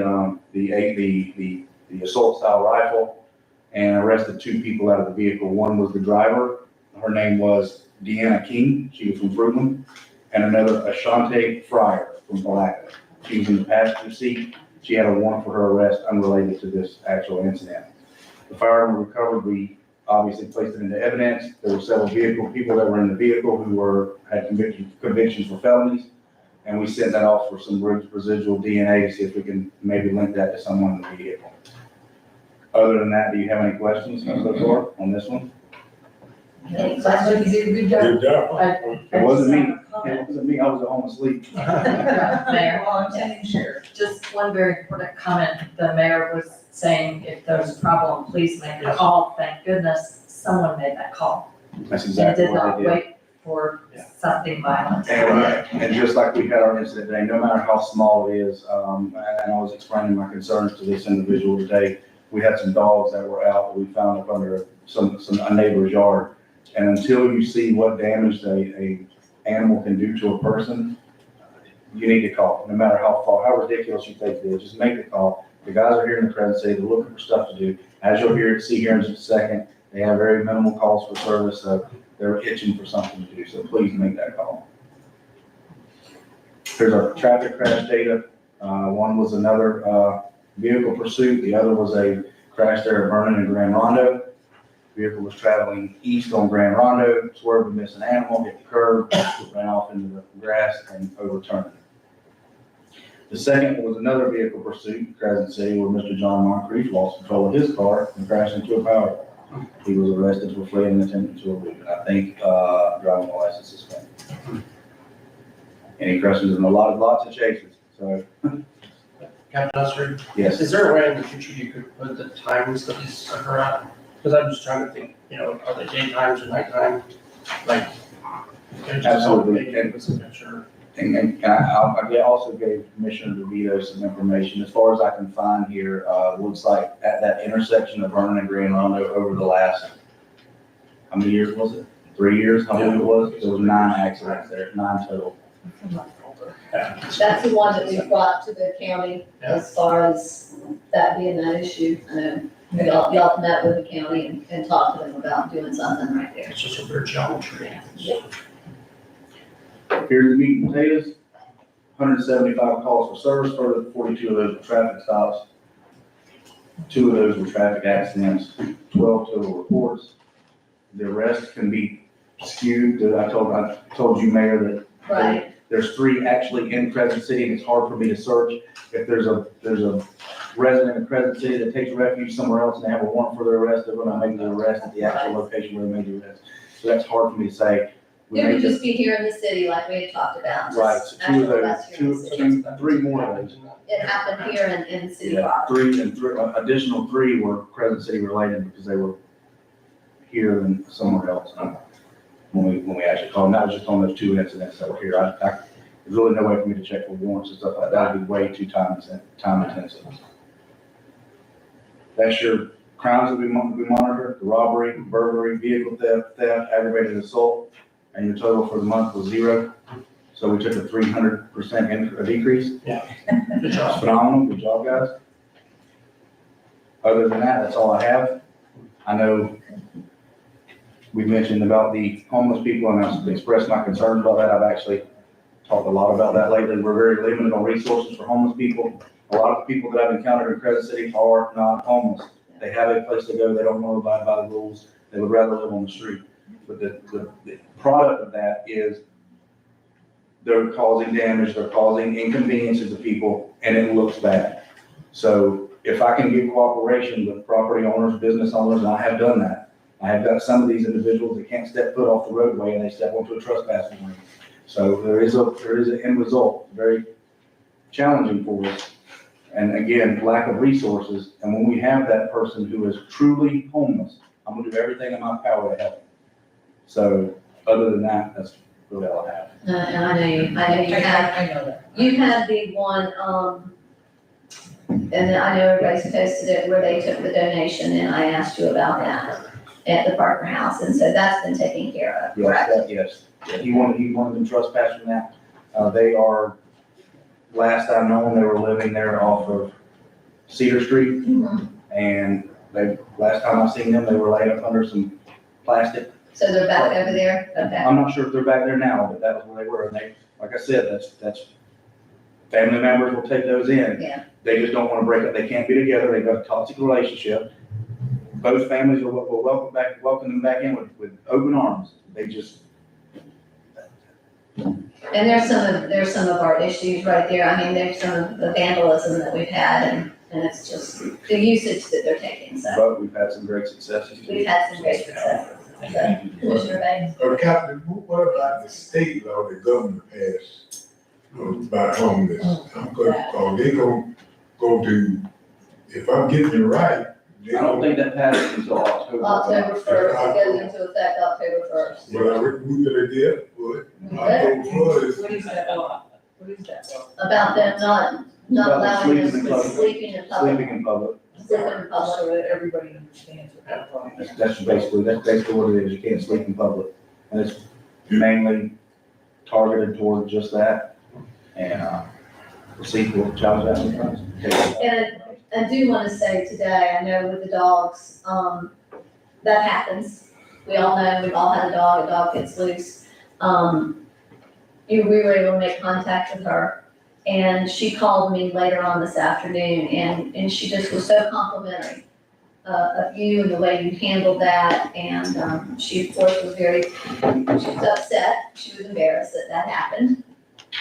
She's new to the community, and that was one of her first, really her first challenges here, and she was just so appreciative of how that went down, as she said, from where she was from, people would not have been as pleasant as they were, and she was very apologetic. And so thank you for the way you handled that and the professionalism you showed. Well, just like before, when I told you where I was, you started naming every resident around there and found me a phone number within 5 minutes. So Yeah, that was very helpful. well, it takes a village. It takes a village, and thankfully we have a great village here. So anyway, any other questions of Captain? Okay. Captain, thank you. Thank you. With that, I'm gonna go ahead and we're gonna take a 10-minute recess.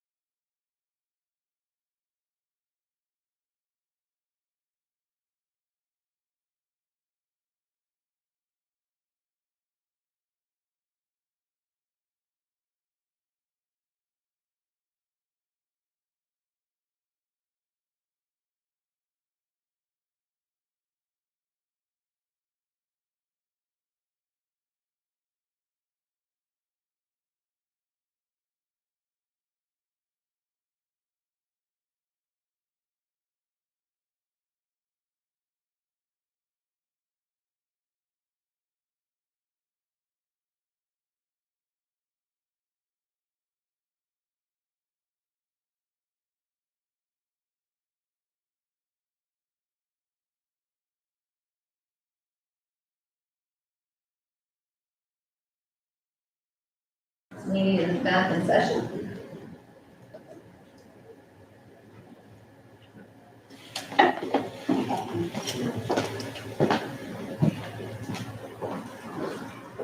So you can see Commissioner DeVito, if you look up above. I see the little, for the tiny view. We're the tiny people. Mhm. Okay, Okay. thank you. Mhm. Can't really see it, but kind of. What's your name? Okay. Oh. Mr. Brillhart, welcome to Crescent City via Zoom. Yes, good evening.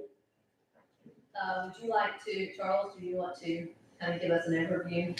Sure. Well, as you mentioned earlier, the selection you made withdrew his candidacy for the position. So we went back through to the applicants, and Mr. Brillard was available and interested in interviewing for the position. So we made arrangements to do that tonight. So you want to have the same format we had before, where he kind of introduces himself, gives a brief summary, and then you can ask questions. Okay. Mr. Brillhart, would you introduce yourself and tell us a little bit about your background and your interest in Crescent City? Yes, thank you. Good evening. Glad that I have an opportunity to speak with you this evening. My name is Michael Brillhart. My background is actually in the area of city and county government management. My background includes working in the state of Florida for 2 counties, including Pinellas and St. Lucie counties. And I had a company in Orlando whereby I had a planning department and engineering firm for 6 years. From there, I've worked in county and city government in the state of Massachusetts, North Carolina, Ohio, where I've worked over the past 7 years, and I enjoy local government tremendously. My skills and my experience are in that area. I applied for this particular position because I'm familiar with the Putnam County area. I've got friends in Ocala, Palatka, St. Augustine. I've got colleagues that I've worked with in Daytona Beach. So to me, it's kind of like coming home again. And so to be able to serve as an interim city manager for your community is something that I'm very much interested in. Thank you. I'm going to start with commissioners. Let's see if we have any questions that you have, Mr. Brillhart. Commissioner DeVito, I'll start with on your end. I apologize, I'm not hearing very well. Yes, and make sure we speak into our microphones. Well, can you hear us now? I can, yes. Mayor, if somebody else has a question, I think Mr. Brillhart and you together answered most of what I wanted to ask him. I don't have a question at this very moment. Anybody else? Commissioner Burton, I'll start down on your end. I don't, and I'm having a little trouble finding, I know that I have. Yeah. Would you like? Hang on, they're deciding who's going to go first with the question. Okay. Commissioner Banks, do you have any questions? Well, let me ask you this, would you, after we go through this process, would you be concerned about being tied or permanent? Are you interested in the long-term position? That would be something that I would very much like to look into. At this point in time, I'm interested in the interim because I have the capability right now in the work that I'm doing to be able to expedite movement to that community on an effective basis. But while I'm there, I can talk with each commissioner on a one-on-one basis and determine what you are actually looking for in your long-term manager. So I would be in a better position to be able to give you an answer over the next couple of months. Okay, thank you. Commissioner Lori, do you have a question? No, I like this answer though. I do have a question. Yes. So, Mr. Brillhart, I'm not really sure where to look. I guess I'll look at the computer screen, although you're larger on the other screen.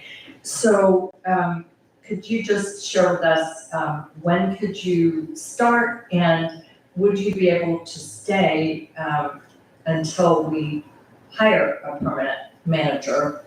Assuming, I mean, even if you don't want the job or whatever, you don't apply for the job, could you stay until we complete the hiring process? Yes, a little bit of background. I've actually served as a county manager on an interim basis, a county administrator on an interim basis, and 2 city managers on an interim basis. The minimum was 6 months. The maximum was almost 3 years. So I understand what it means to serve as an interim public manager. I could be there within 7 to 10 days after a decision has been made by this commission. And I could be there as short or as long as needed, but my estimation is anywhere between 4 and 6 months or longer. So I want to be able to give you that level of security and confidence. Thank you. That's good. That's important because, as we spoke to our senior advisor this evening, it looks like we probably are going to go into the new year. So my question would be, you left here in 2013, Florida. What's training is, you want to come, I guess, back to Florida? It looks like, is that your ultimate, I mean, with your 5-year goal? So where are you in your 5-year goal? We'll be back into Florida, yes. I'm a member of the Florida retirement system. Okay. And each year that I keep adding on is a blessing to me. Okay, now we are not, and I'm sure you're aware of that as an interim, but we are not under the FRS. So. I actually was not, but it doesn't hinder my ability. Okay, that's just important. Do you have any other questions? Yes, I do. Mr. Brillard, you have a lot of experience. I think that's one reason we don't have too many questions for you, because your resume is very complete. You gave a great explanation of why you're applying. But just, I'm sure you've looked into the size of our city and the fact that we're, as a city administration, we have a small staff. And hopefully you'll be comfortable with the small staff. Have you talked to Mr. Rudd about the size of the administrative offices here? Yes, I did have a question. So I'm estimating that most, or a lot of your public services are through an agreement with the county? Just our building department. The county handles that, and we do contract for law enforcement from the sheriff's office. And we contract out IT, planning and zoning, and legal. Okay. Fire and EMS, is that through a district? We have a part-time fire chief and a volunteer fire department, which we partner very closely with the county for fire. So we serve the region for fire. Okay, understood. And did you tell him about, we do have the enterprise funds? Yeah, with 3 enterprise funds: water, wastewater, and natural gas. Okay, natural gas. Who's the source provider for the gas? Florida Gas Utility, FGU. Okay. And we have a head of the gas department. Yes. Yeah, we have a director. Our gas department's been with the city for about 42 years. Okay. So you've got a staff member that does what I would call utility billing and collection? Yes. That department too, yes. So we have that. Let me ask you a question. We also are a designated Main Street, Florida Main Street community with our downtown partnership. Tell me what your thoughts are on Main Street. Well, I actually love Main Street. I've been a Main Street director in local government. I've consulted to about 3 or 4 Main Street programs. one or two in Florida, a couple in the state of Illinois, one in Ohio, in the greater Cincinnati area. So I love the opportunity to look at a Main Street revitalization program, looking at how, working with both the business owner and developers on revitalizing, looking at the tax increment capabilities to be able to find incremental dollars to bond or loan out funds for sidewalk, facade improvements, utility improvements. So my experience has been it's really a phenomenal program, and I would encourage as many to participate as possible. Great, thank you very much. If nobody else has any other questions, how are you with heights? Yeah, I just want to know how it is being in a lift truck, and do you know how to hang Christmas lights? I'm pretty good, I've seen a few. Okay, well, good, well, good. So, Charles, what do you want us to do at this point? Well, similar is, if you want to approve him, and what I'd look for is authorization for you to sign the contract, Okay. which I would send to him for his review. Basically, it would be the contract you have in your packet minus the red. That was Mr. Edwards' additions. It's the same contract that Mr. Leary had when he was here. And the compensation you saw in your packet was, I believe it was $7,700 a month. And I'm recommending $2,000 a month for housing, because he's gonna have to rent a place here. Yeah, 7,500 for salary. 75 plus 2,000. Yeah, and then the housing, and then the So housing. 9,500. I mean, Have you looked into housing here? I mean, is that something that you've had an opportunity? Because we do know that time is of the essence, because we would like whoever steps in to spend as much time as possible with Charles, so he can get you out. We do have a potential place for him to stay. Right. Yeah. I just didn't know if he had, okay, We've that's got- great, yeah. okay. I have not, but I would certainly be open to any suggestions. Okay. Okay, terrific, thank you. Okay? So if you want to if somebody wants to make a motion? I make, No, sir, you please. You, You were the. I make a motion that we hire him, the manager. You don't need to put time on it, but just hire. Yeah. Right, we just, maybe the amount, Subject to. yes, we are Subject using to, a background a check. background Yes, check, yes, such as background check, and also at the salary, recommended by, By Charles. Yes. Yeah. Okay, the background check. And authorize the city manager to sign the contract. Right. and, Right, the city. The mayor, okay. I would, authorize the wouldn't mayor, I? yeah, the Okay. mayor. And the mayor. Okay. Okay, so with that, we have a proper motion, a long motion. Do we have a second? I'll second that. We have a motion and a second. Commissioners, we can at this time, if Karen wants to do a roll call. just before we do that, Yeah. now we have decided on the, how much we're paying and all that kind of stuff, so it's just gonna go. The 75 plus the 2 for housing allowance. And he has told us that he understands that this could be upwards of 6 months, correct? Yes. Is he off? No, he's fine. Oh, you silenced him? No, Oh, didn't realize you were asking a question. okay. You covered Yes, Mr. Hart, you understand that it could be upwards of 6 months or more? I do, yes. Okay, great, thank you. Okay. Okay. Do we have any other discussion, commissioners? Okay, Karen, I'm gonna ask you to do a roll call, please. Commissioner DeVito? Aye. Commissioner Lori? Aye. Commissioner Day? Aye. Commissioner Burton? Aye. Mayor Myers? Aye.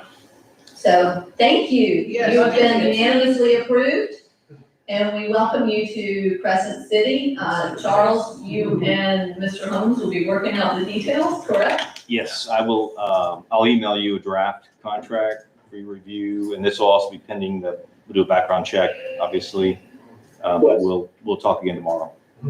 Okay, sounds great, thank you. Okay. Thank you, All right, thank you for your time. Congratulations. Thank you.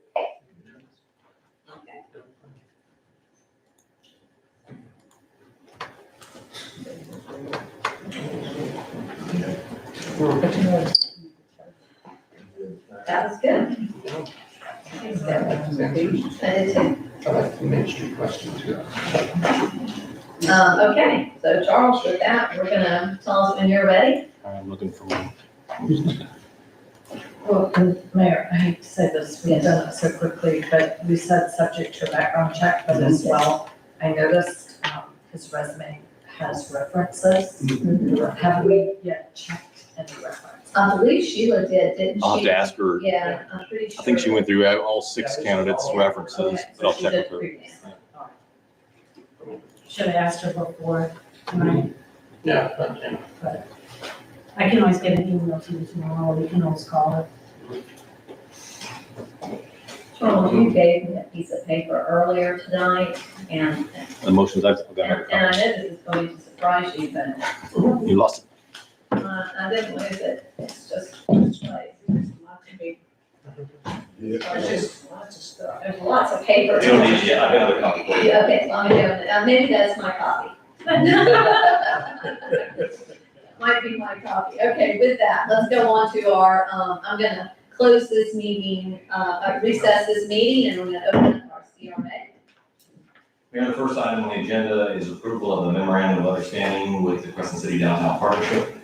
If you've seen this in the workshop, we've gone over it, modified it to begin in January, so we reduced the budget amount accordingly for the first quarter. But this is the arrangement where they were contracted to essentially to manage and implement the Main Street 4.0 approach for the community. And staff recommends approval. Okay, so I will, make a motion to approve, the memorandum of understanding with the CTDP, that's the Crescent City Downtown Partnership. Second that. We have a motion and a second. Commissioner, do we have any, discussion? Yes, Commissioner DeVito. So I have a question for the city manager, and then just a comment about this. So the funds that we're providing, that would be to enable, the partnership to both continue to hire staff and also, to lease space instead of using the free space from the city. Mostly it's to hire staff. I think they use 100% of it for staff. They are looking for space at least, and they do have the budget to take care of that on their own means. Okay, so essentially, currently, we're providing a half-time position for them, right, through our CRA manager. She devotes half her time. More than half. It's effectively, we provided a full-time position for them. Okay, because the requirement was for half-time, but then she also provides CRA services. Yes, she is. And oftentimes there's overlap. Yeah. Well, I know that. The two of them overlap. But, so you feel like she's spending more than the half-time on the downtown partnership? Yes. And why is it not feasible? I guess my concern is, and this is for the rest of the commission, obviously Main Street is a good program. There are a lot of volunteers, they're doing, very time-consuming work. This is they have not finished the third year as an apprentice program, correct? Correct. We are doing a rollback rate budget this year. My concern is that we're going to be putting this amount of money towards someone who's going to work only for Main Street. And it looks to me like our CRA budget is going to be very strapped to hire our own CRA manager. No, there's plenty. There's plenty? Yeah, budget. Yeah, I know, but like for the question that I asked the city manager was, so the amount of money that we would have to to hire our own CRA manager would be not really still a competitive position. I mean, in terms of the amount of salary that we can offer. It's the current salary. Well, the 50,000 we started with is not competitive. Our survey indicated we need to pay more, and that's where our current CRA manager is. She, with the next review, she'll be in her pay range based on the salary study that we adopted. So if she leaves, I wouldn't start over. My recommendation, you don't start over at 50,000 again, stick within the pay range we've adopted. So I think it was 56 starting pay. Okay, and that is a competitive rate? Because, According to the study, for a city of our size. okay, and then our grant, I don't know, I feel like our CRA is spread thin. And to me, this is not necessarily the time to be splitting the personnel funds that we have between the Main Street person and our own CRA person. Well, I view this as leveraging our dollars. So we've got limited dollars, as you say, and I think one of the best things we can do, and something I've done throughout my career and will continue to do, is support a Main Street program. We get this ripple effect of that investment, of this whole program with volunteers and things going on for much less than we had to do all that in-house. We just don't have the funds for that. So it's a great investment, I think.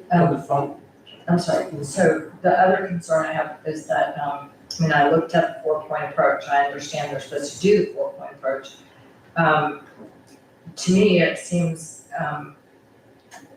that the activities are weighted in the area of events that we don't, in our Main Street program, have specific downtown residents or businesses on the board. And so far, they have not really conducted historic preservation activities. And that's supposed to be part of the 4-point plan. The whole point is to preserve the history of the area, and they're not focusing on that. So I'm hoping that as the work plan is developed, it will actually address historic preservation, because so far we aren't, it seems to me, reaching that objective. And I understand your point, and they certainly could add some things on. The important thing to remember with Main Street is it's an approach. And so I think of it as checking the boxes. So for instance, in a community where there are already groups doing special events, where I came from Newport Richey, there are a lot of events. So that Main Street program puts on very few events. That box is checked. You need to have special events in your downtown. So, and then you do marketing. Well, the city has a marketing position. So that box is checked. In our case, we have a very robust historic preservation society. So we felt in many ways that box is checked. We don't want to step on the toes. We certainly can partner. As you mentioned in previous meetings, we need to provide materials to property owners for tax credits and so forth. So there's always more we can do, but we're very fortunate to have a very active historical society. In many ways, it checks that box. But there's always more we can do. I was just gonna say, I think I've raised this before, Commissioner Lori and I are very active members of the Historical Society, and I think, as in all groups, we're small, and from what I see, we need more partnership with, I think, this is just my opinion, I'm not gonna speak for Commissioner Lori, but I think there needs to be more activity by the downtown partnership in the area of historic preservation, because we really aren't looking at those buildings, and I think it's going to take us operating together. So I'm gonna step in here for just a minute.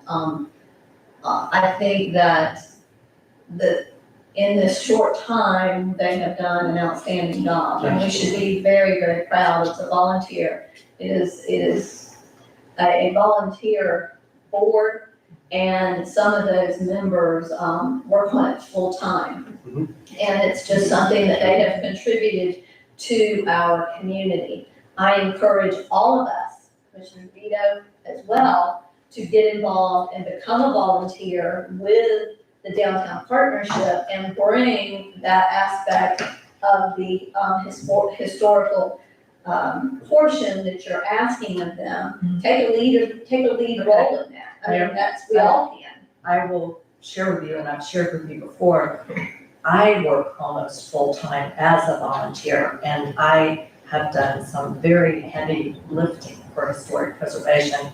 I can't do any more. And when I say we need partnership, we need a focus for the Main Street effort on the buildings. So as an advisor, I would say, help them with that. And not only that, you realize that someone from the Historical Society, that they have a seat at the board. They have a seat at the table with Yeah, Main I Street. understand that, and I don't see anything going forward, and I've made calls, and I've sent multiple pieces of information over 2 years, and I don't get any response.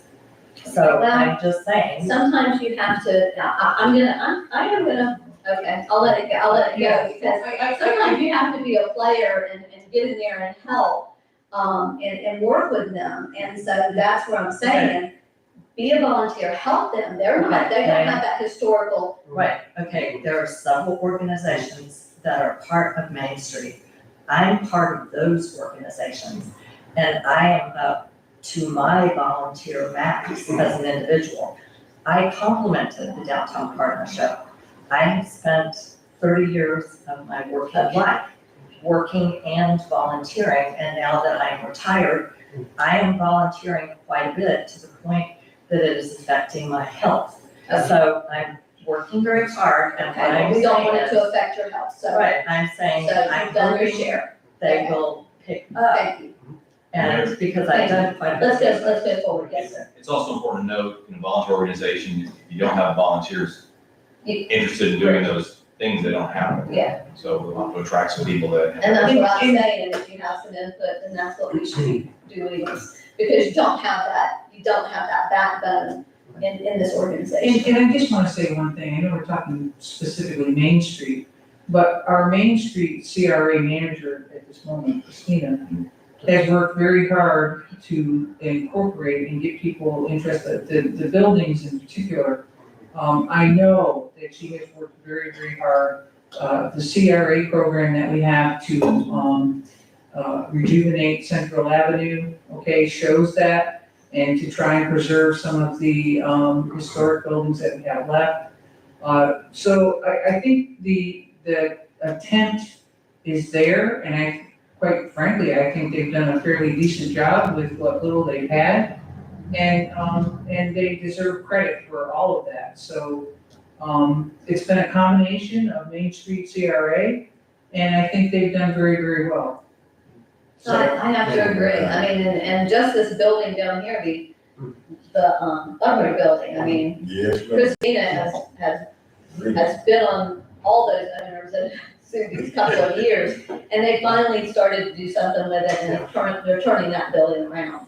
So, And so I do see it. And it takes money, and it takes individual people that own these properties and that really wanna get involved as well.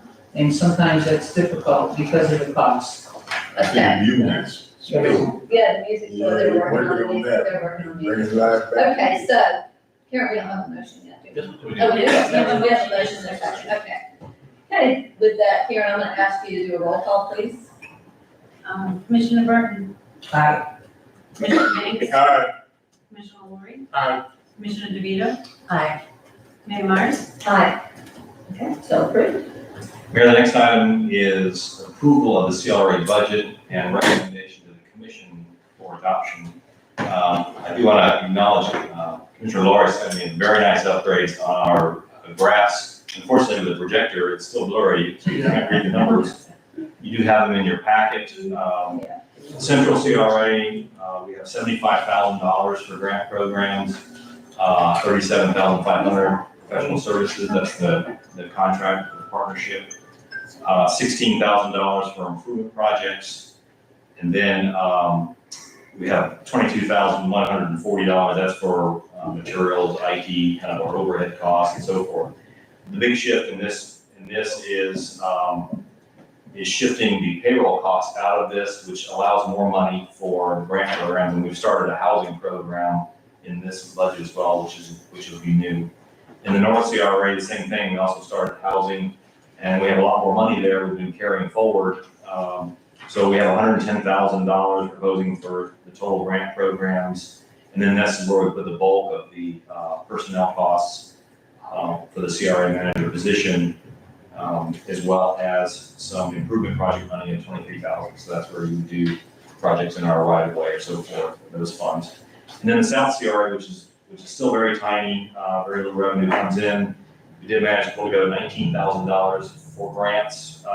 Did not recommending a housing program in that CRA. There are almost no houses in the South CRA. But we do have 16,000 improvement projects. And then we put a little bit of personnel costs in both the Central and South because the CRA manager will be working in all those districts. So that's this is the rollback CRA budget, I'll call it, because this is utilizing the rollback rate, which we're recommending. And so our request is for a motion to approve the budget and to recommend to the city commission for adoption. Commissioner, can I get a motion? I move that we approve the budget and recommend it to the city commission for adoption. Okay. A proper motion and a second. Commissioners, do we have any comments? I would just like to add that, Charles, I appreciate, and Steve, I know this has been a fun budget year, but I really appreciate the work you guys put in. First 5 months, when we said do rollback rate, we went in and we made it work. And I really think that I'm impressed. Everything looks great. It was not easy, I know. It really, and I think the citizens should realize that for the first time in 10 years, we're changing, going with rollback rate. So it doesn't make the biggest difference to everybody, but it is not, it is lowering taxes. So that's a big thing. That's a hard thing to do. So you guys make it happen. We're just the ones voted on it. So thank you. Yeah, thank you very much. Any other comments?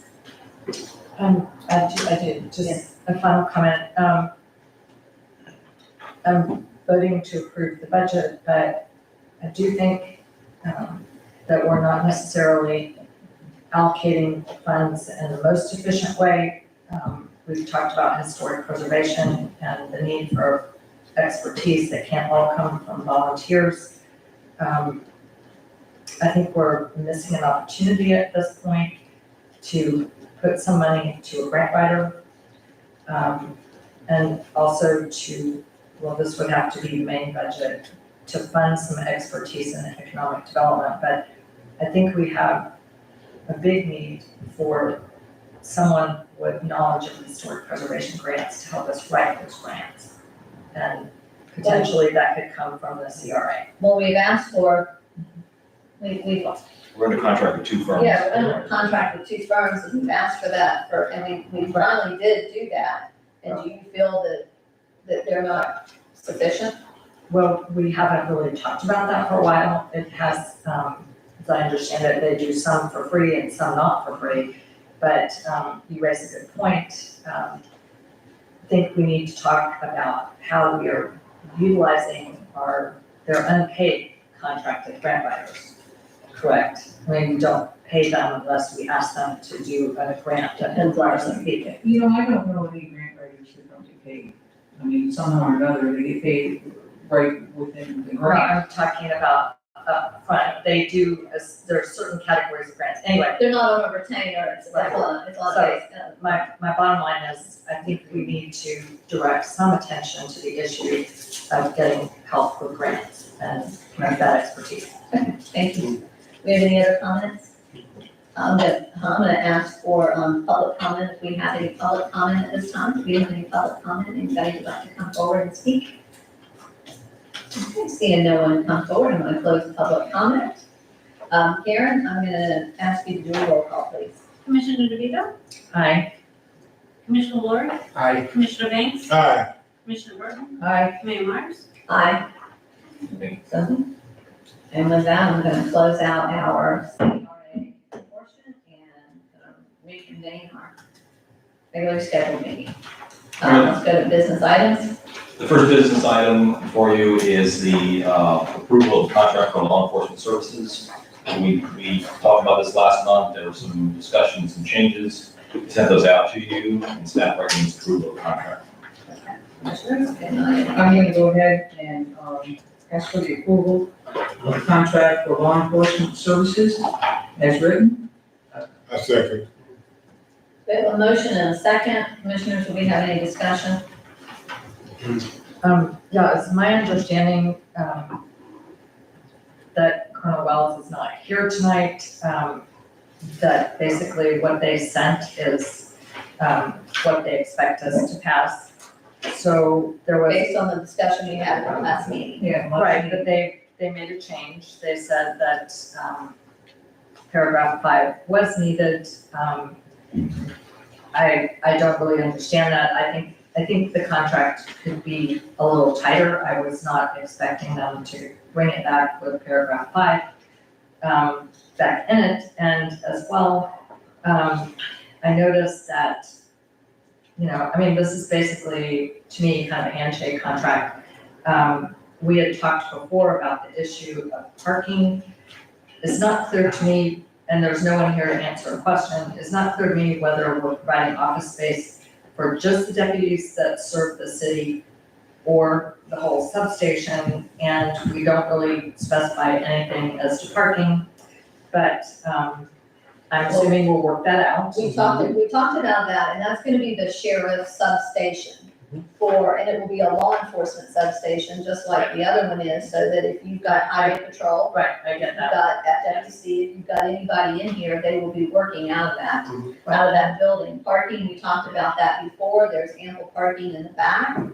And that's probably, that was my understanding, they might have a car or two in the front, but the parking in the back. The biggest concern I have is that, and I think that's something that, I don't know if we'll get to it tonight, but we need to address it, is that Mr. Gullett, It's on the agenda.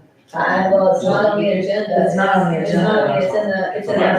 It's in his report, but, we, the commission, I feel, we're at that point where we need to say, it's time to cut bait. That we've asked about this and we've asked about this, they've known that we've wanted that space, and they've been a great tenant, I'm not taking that away from them, but they're also not getting it at market value either. So, to say that they're going to extend this out, another 9 months, that's just, I was really surprised, I was hoping they would say November, so we'll put that on the agenda, thank you. Yeah, Mayor, I was gonna ask, either on the 26th or in October, because, it goes almost 3/4 of the way through the year when we're telling the sheriff that we're going to give them space. So I did that, and then just my only other comment is, we get great reports from the sheriff about the law enforcement activities, and it's not really in the contract, but, it would be helpful if they would share with us when we do and do not have the 5th deputy on duty, how often, we're supposed to have 4 shifts, and then the 5th deputy, they're supposed to deploy as they see. On an need. as needed basis. Right, but for transparency purposes and to let us and the public be assured, that everything is being done that was said, it would be nice if they could give us a report on that as well. Can I just make a comment on that? Thank you, yes. I think we discussed actually last time that we're not law enforcement.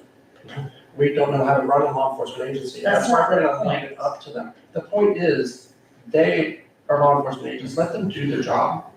Okay, we don't need to talk about who's there and who's where. If you don't trust them, then, I don't know, I just think it's a little necessary, and also talking about parking space and stuff like that. This is, this is necessary, we need our law enforcement taken care of. We don't have another way, but that was sufficient enough. I think this has been a great partnership. In fact, it's more than a partnership. They give a ton to the city. And I have no reason to ever doubt that they're going to do the jobs the way they're supposed to do it. I feel much safer in this town now that we have the sheriff's office working. In fact, just like what we were talking about the other day or earlier about the car that was seen and gone up. If our, not to disparage anyone, but if the police department had still been here and someone called, they would have never been able to stop that car, and they would have never gotten there, and they would have never stopped those people. So that's already better than what we had before. And I just would like to go ahead and vote on it and get this done with.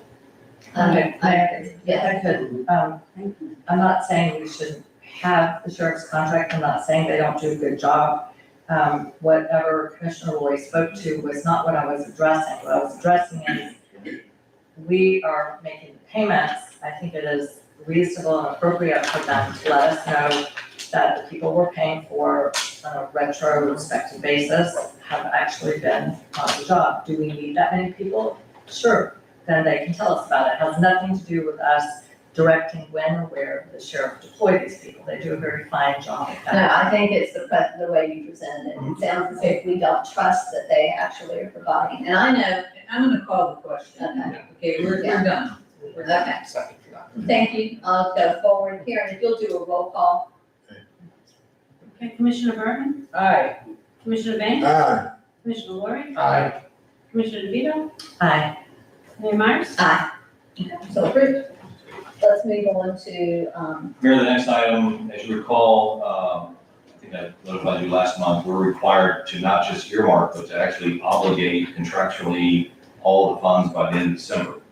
So we don't have to make this decision tonight, but the sooner we can make a decision, we can get the contracts drafted and we can sign.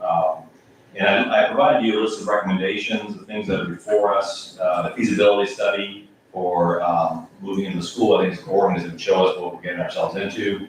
When I've talked to other colleagues, city managers about, have you bought a school? The first thing I ask me is, well, did you do a feasibility study? So you know what you're getting into. Also, as you know, I believe we were awarded the grant for the Prospect and North and South Main Street because we had shovel-ready products. We designed them with ARPA funds. We could design, we have a North Tower water main improvement on our project list. That design would be $88,100. We have the Grove, Lake Argenta, Second Avenue water main design improvements. That would be $31,100. And we also are planning to provide a sewer extension for Cherry Street, you're gonna hear later tonight. We could do that design and potentially, which could include repaving that street, which is needed. That's a $43,000, $300 design. So we don't have enough to do all those. The balance of that sewer design could come out of the sewer expansion fund, which is for that purpose. So we could also add on title work, which would just be a couple $1,000s to do as well. So I put these in order for you to consider. We can consider whatever you like. You could pick some of these tonight, and then in the next meeting or in October, you could obligate the rest of them. But this is important to do because we have to get it all done by the end of December. We have another year to actually spend them. We don't want to give this money back. Yeah. yeah, we don't. Now, I'm gonna ask you a question. So with this 120, you know, the one thing about it with the ARPA, and I know we did have a workshop at the very beginning, correct? Yes. We had a workshop on this, and we've had this on the agenda several times as to how we were gonna reallocate that, and something didn't come forward. First and foremost, I think our fire hydrants, are very necessary. They're very necessary. There was just one, thankfully, they finally got the one, I believe it's completed. I know it's completed now over at Three Bananas. And they've been very nervous, that whole neighborhood's been nervous. So those are things that have benefited the entire community. Yes. And I think that as we look at this 120, where else could we gather that 120 from if we didn't use it from ARPA? And we've used that for, I know that Lake Street, we've got a There's lot of another work. large water main replacement, which is Lake Street. That would be probably in the $120,000 range for that design. Because I think Prospect, which is much longer, was about $157,000 design project. So I imagine Lake Street would be less than that, Is probably. it all Lake Street or is it north? It's from. I believe it's north, I think it's north. All the way to Palm, Lake Street. Central, all north, Lake Street. Because I think there's a loop on there. Yeah, That's we probably did that one. Yeah. or South Lake, doesn't it? So if we were to allocate it to that, There's also another project which would be the South Tower Loop, it's called, which goes Lake Cypress Yeah, that's what. Park. It's a small project. I think converting like a 10-inch main there, right? 10 to 12, he's not sure. So we didn't price that one for you, but do more water projects. We have a list of water main projects, and that would kind of catch up our water system. For Be shovel ready. infrastructure, yeah, it'd be shovel ready, which is we go with legislature, or we go for any of these grants to show that it's shovel ready, it bumps us up a little bit. That'd be a pretty good position to be in. Some credence. Get all those caught up. I know we use some of it for some economic development, that's what we had allocated it for. Just a little, Just yeah. a little bit, okay. Including the New Moon Lodge was the biggest piece of that, 81,000 or so. And park enhancement, I mean, I'm just wondering if that's with that 120. So I think it would be my recommendation, commissioners, that we maybe talk about this a little bit and think about where we would want this money. Truly think about where you feel that this would benefit the community. Okay. The community most, that's my recommendation. So I'll make a motion to table this. To, time certain, the 26th or October, or? I would say that He's thinking October, I think. No. No, yeah. 26th of the- Yeah, that's all right. I won't be here, but yeah. And I'll second that. We have a motion and a second. All in favor, please say aye. Aye. Opposed, nay. Nay. Okay, so moved.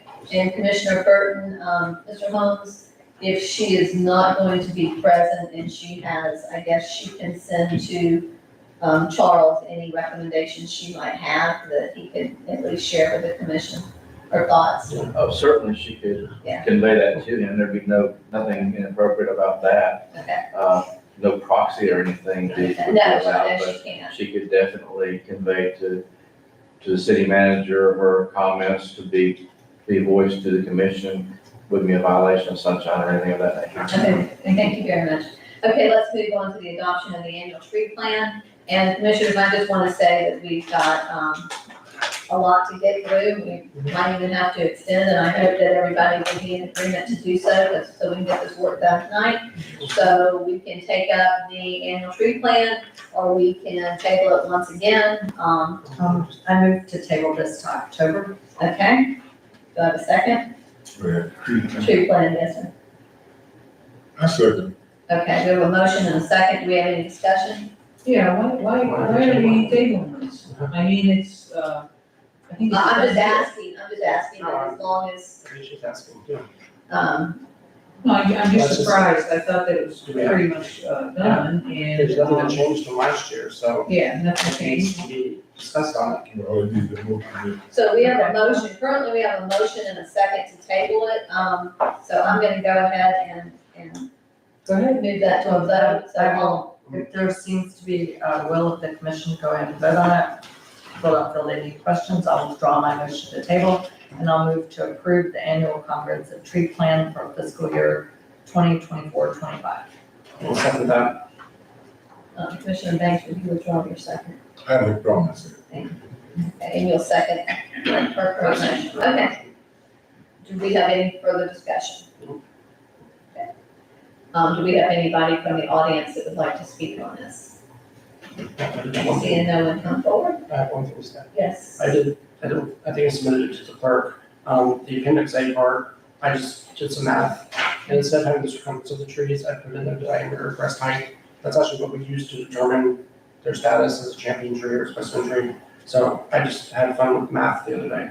So if that, might want to be put in there, someone can rewrite it, but there's a lot of math. But you know, these things aren't in stone. And they can be, we can come back to them at a later time. Yes, Commissioner DeVilla. Actually, the standard in our tree ordinance and the way these things are done, they're done in diameter and circumference. There's a table, so that converts one to the other. So it doesn't make a lot of difference, although I know Commissioner Ori is very good at math. But Check that out if you want. no, thank you. Okay.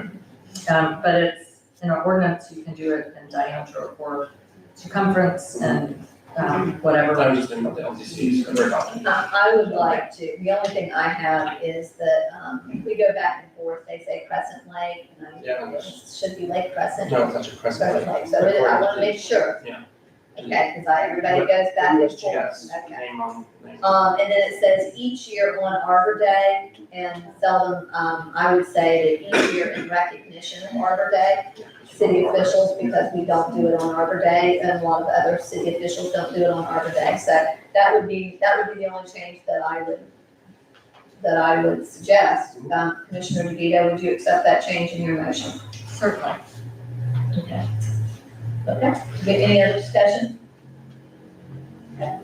Everyone in here, do a roll call, please. Commissioner DeVito, Aye. Commissioner Morgan, Aye. Commissioner Banks, Aye. Commissioner Burton, Aye. Mayor Myers. Aye.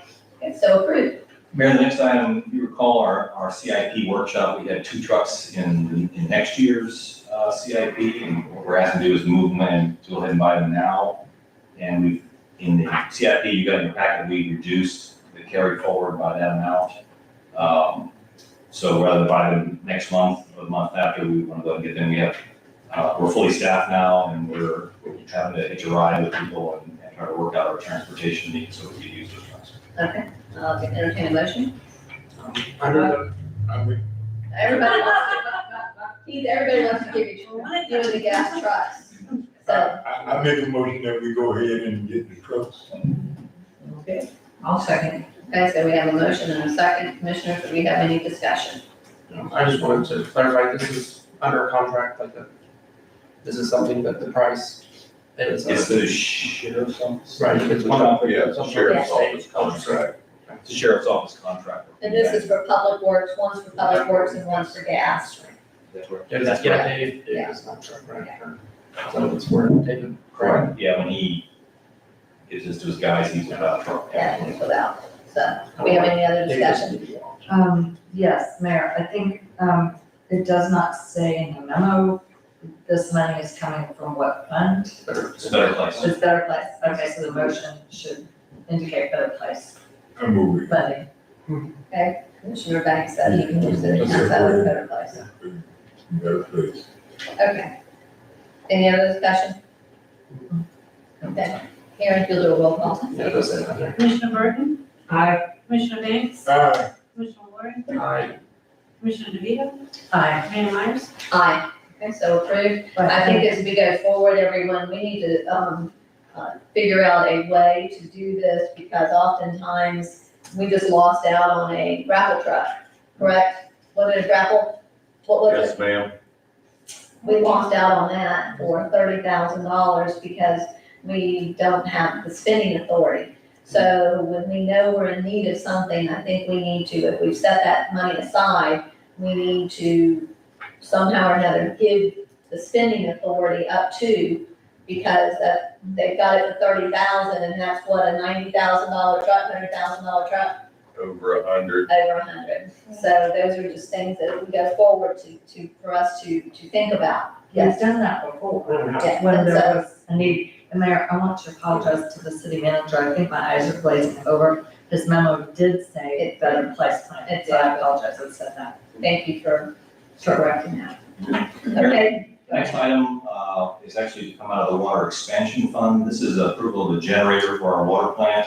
We have a relatively new generator there, which we can save and use at the fire station when we expand that facility. And I have Keith here to talk to you about the need, but I guess it's not adequate when the pumps are up. It doesn't draw a great enough voltage, so, and he has a better explanation. I move, can I move that we go ahead and purchase it? you can make a motion, Yeah. yes, and I move that we go with the Black Creek Electrical Services to purchase a new generator for the water plant and to be paid for out of the water and sewer replace and repair fund. do I have a second? I'll second. Okay, we have a motion and a second, and then Keith has been here all evening. No, So Keith, would you like to say anything? Thank you. Does anybody have any questions of Keith? No questions of Keith? I think if we need it, we need it. And then you're going to utilize this could be utilized, on there. if we were to do over the ambulance. Yes, ma'am, it can. We can use it at the fire station, Okay. depending on how long it's gonna take Okay. to get the new fire station built. It might be later on down the road, if it gets too long, we might should surplus it. Okay. And, because it will not work nowhere else. Okay. How old is the one? I want to say we got it in 2016 or 17.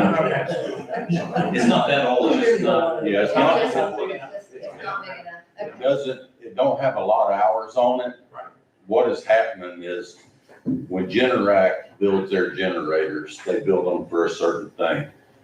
All right, I based it off of kilowatts, which was my fault. Right. Generators based off of KVA, kilo volt amperage. And what is happening is our generator will run at 480. Our plant runs at 480. But we got 50 horsepower pumps. When they come to kick on, it pulls the generator down 50 volts and it will not run the plant. And it's one of them things that we really need to fix because it's not a good thing not to have it. Yeah. Yes. Thank you. Okay, so we have a current motion and a second. Karen, if you do a roll call.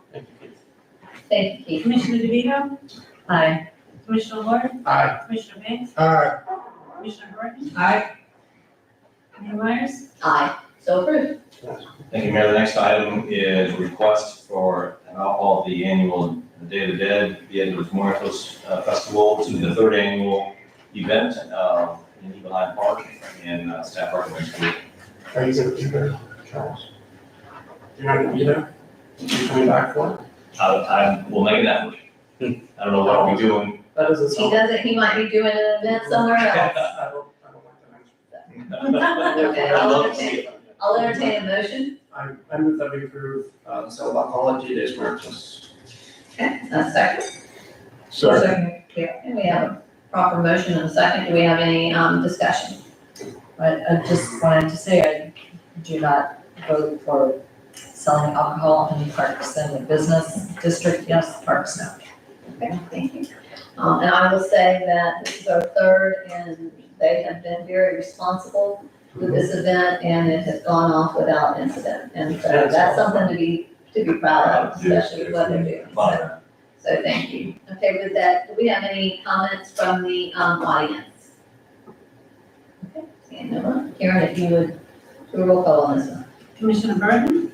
Aye. Commissioner Banks? Aye. Commissioner Lord? Aye. Commissioner DeVito? Nay. Mayor Myers? Aye. Okay, so approved. I move that we need to extend the meeting forever. No, it's. We're so excited. He was jumping out there. Let's see if we can get this done. Yeah, let's get it done. Almost there. So Mayor, the next item actually came about, commission was asking about restriping the speed humps in the city. And one of the things that's been on my list since I got here was there are almost no stop bars in the city. Unless it's a county or a state road, there's not a stop bar. So we had key to bids for the striping, and they're actually vastly different. It's called Sun State Pavement, they understand the scope. So I recommend they would do 115 stop bars in the city and 11 speed humps with reflective paint. I move that we approve the bid with Sun State Pavement for the restriping of speed humps and stop bars. Okay, I'll second it. we have a proper motion and a second. Commissioners, do we have any discussion? I just want to say that, thank you. This is very important, especially since you can't see some of those humps and sometimes they look like the cut-ins and you hit the rock fast in my van and almost. Yeah. That's why I don't like them anyway. That's why I don't like my other. Especially when it's raining or it's really dark and it's dark out. My only question would be, Keith, with this Sun State, have we ever worked with them before? No, ma'am. Okay, Mayor, yes, that my concern is, and I didn't send this question to the city manager, but the Sun State bid is barely even 25% of the highest bid. I mean, the high bid is quite high, the middle bid is for $10,000, that's less than half of the highest bid. But do we have any concern about the 3,974 from the low bid, that they would possibly not do an adequate job? And there's a guarantee on there for a year. You know, in some respects, I have to agree with it a little bit. I thought maybe that was one speed bump. Because the other Yeah. the other- I mean, I mean, when you look at their contract that they have, their proposal, they were the most professional of the By proposals. far. So they obviously know what they're doing there. I don't know if they've got a job up here that they will be doing in relation to that. You also have to understand that oftentimes, and I know we've all run into this in construction, that when somebody doesn't want to do the job, Yeah. you know, they, It's- sometimes that bid, it's like, okay, well, if you really need it, Right. then this is how much it's gonna cost you. Well, this is not my area of expertise, but I just want to make sure that staff is confident that that is a reasonable bid and that you have confidence that they can do the job for them. Well, and Keith was the one speaking to them, so Mr. Harris, would you like to, Mr. Harris, would you like to, how do you feel, I was fixing to walk out. in- I'm actually not even, which bid did you go first? Sunday, And which one was that? the 3,000, They have Jacksonville office. And how much was it? 3,974. I mean, they have. I mean, I'm questioning it. I don't know. I've never dealt with them. So, I mean, it will be a contract, so he has to abide by the contract. I mean, they We can get Don have and a professional presence online. Holmes and Young to look at the contract and make sure it's legit. He's not using water paint, he's water paint. Well, that's, It says it's AS. I mean, because he come in way cheap and me and Charles talked about it. And did you ever call him? Yeah. He said it was legit. So if we, I mean, the only other thing I think is that, that if we were to do just a reference, just one reference, if he was to provide a reference, do they ever provide a reference fee? You know, ma'am. Okay, well, it's just a. How many of them is he doing for that project? The same one as the other. He's doing 115 stop bars and 11 speed humps. I mean, The total price is 3,500, 1,126, and it was how many? It is expensive, 3,500? because that's what you just. 39.74. How long, what is the time estimate to do this? 2 days? Keith, you gave me a price a long time ago, about $25 a bar. Well, this is $31 a bar. Well, there you go. So it's, I mean, in the ballpark, isn't it? Okay. Hey, what you get here, it's not as much, you know, the mobilization cost down here, and you just don't pay much. It said 2 days. I mean, I just searched for them online, they get 5 stars in several other places, they have a professional website, there's nothing that makes it seem like they're fly-by-night, and they have a warranty. So, Thank you. So we have a proper motion and a second. Yes, Commissioner I'm Banks. gonna keep about, what happened to our other, on Grand Rondo? Somebody took it up? Ron, Oh, yeah. no, somebody pulling a trailer, ripped it up, Oh, okay. and we haven't put it back yet, because we gotta pull the nails out of the ground and, Oh, yeah, I just wondered, so, yeah. so No, the somebody kids, pulling the trailer. okay. That got reported to me, and I spent an evening out questioning everybody. And I even sent Charles pictures, and I said, Charles, whoever did a professional job. Turns out it was Ronnie. So, Okay. okay, so, I'm gonna go ahead, Karen, if you'll do a roll call. Commissioner DeVito, Hi. Commissioner Murray, alright, Commissioner Banks, Aye. Commissioner Burton, Hi, Mayor Myers. Aye. Okay, so approved. You already done it. And with this, we're gonna go into our public hearing. We'll open up our public hearing. The first item up is the future land use amendment for the Cherry Street project. This is the project where the developer's gonna put in houses. First, we need to do rezoning and future land use change. Mark's here to make that presentation. We're gonna have a reading, reading. So we're gonna read them. oh, he's got this report for. Can I read it? Ready? Yes, we're ready. Okay. This is first reading of ordinance 2024-11, adopting a small-scale comprehensive plan amendment.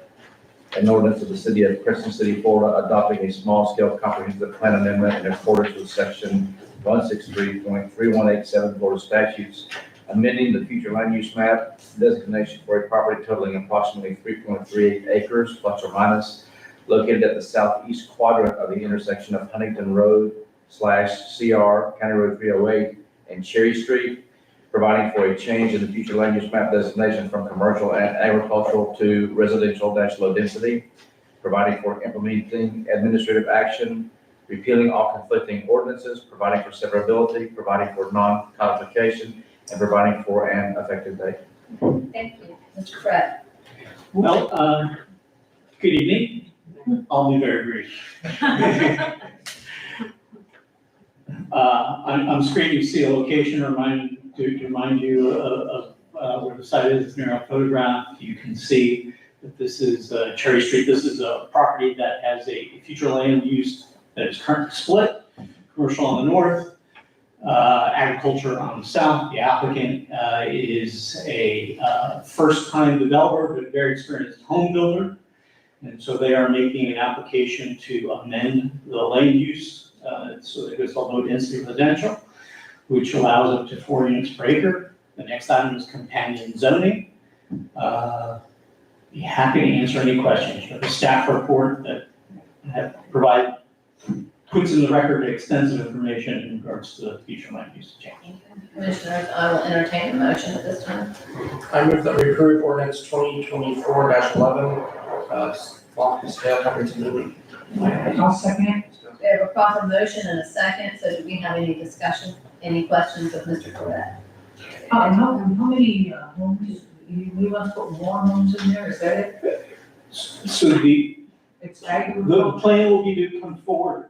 Next item is the zoning, and so once the use is approved, they will come forward with an application to subdivide the land, and they'll be required to hire both a surveyor and a professional engineer to design a subdivision. And there has been some discussion about cooperation on utilities. Utilities are in place or in close proximity to, so the extension should be relatively easy. There's Yeah, I just was curious, yeah. the applicant is here if you have some questions about their future. We figured that was you. Since This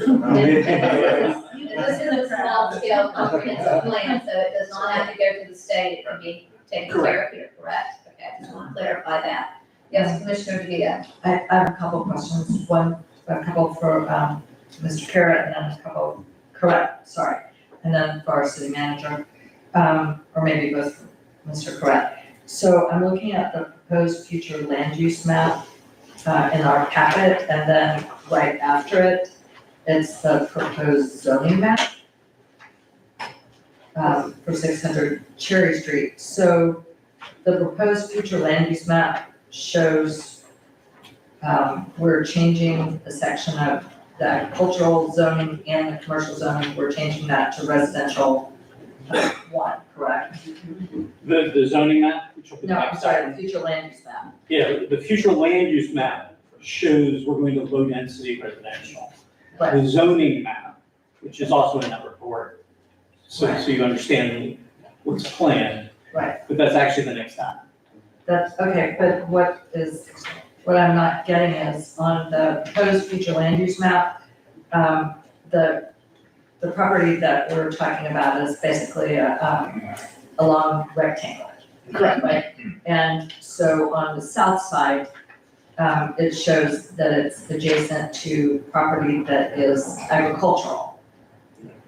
Then, okay, there's. Yeah, so, okay, I understand what you're saying. There's an inconsistency in your future land use map. This is a particular, we're not talking about this piece of property. The property adjacent to it, there's an inconsistency. The town, the city has applied SR1 zoning to property that is in fact designated agriculture. In the future land In use. future land use. That is a problem for adjacent property. It has nothing to do with this. No, I know, but it has something to do with, I know, basically Cherry Street runs parallel to a portion of West Grand Rondo. West Grand Rondo, the point that I'm getting at, is single-family residential. That's the only part, so, and it is but this doesn't run No. adjacent to Grand Ronde. No, Okay. but it's parallel to it. It's It parallel, is it's a- not adjacent, so. I know, it's a close track. So what I'm Okay. seeing is, okay, and so you've explained something to me. The city's current zoning map shows the property, that we're discussing to back up to an area that is zoned SR1 and is occupied, some of it on West Grand Ronde by single-family residences. There's just a little problem with the future land use map. Correct. Okay, that's all. I just want to understand Yeah. the maps that I'm looking at and Okay. what's been done. Understood.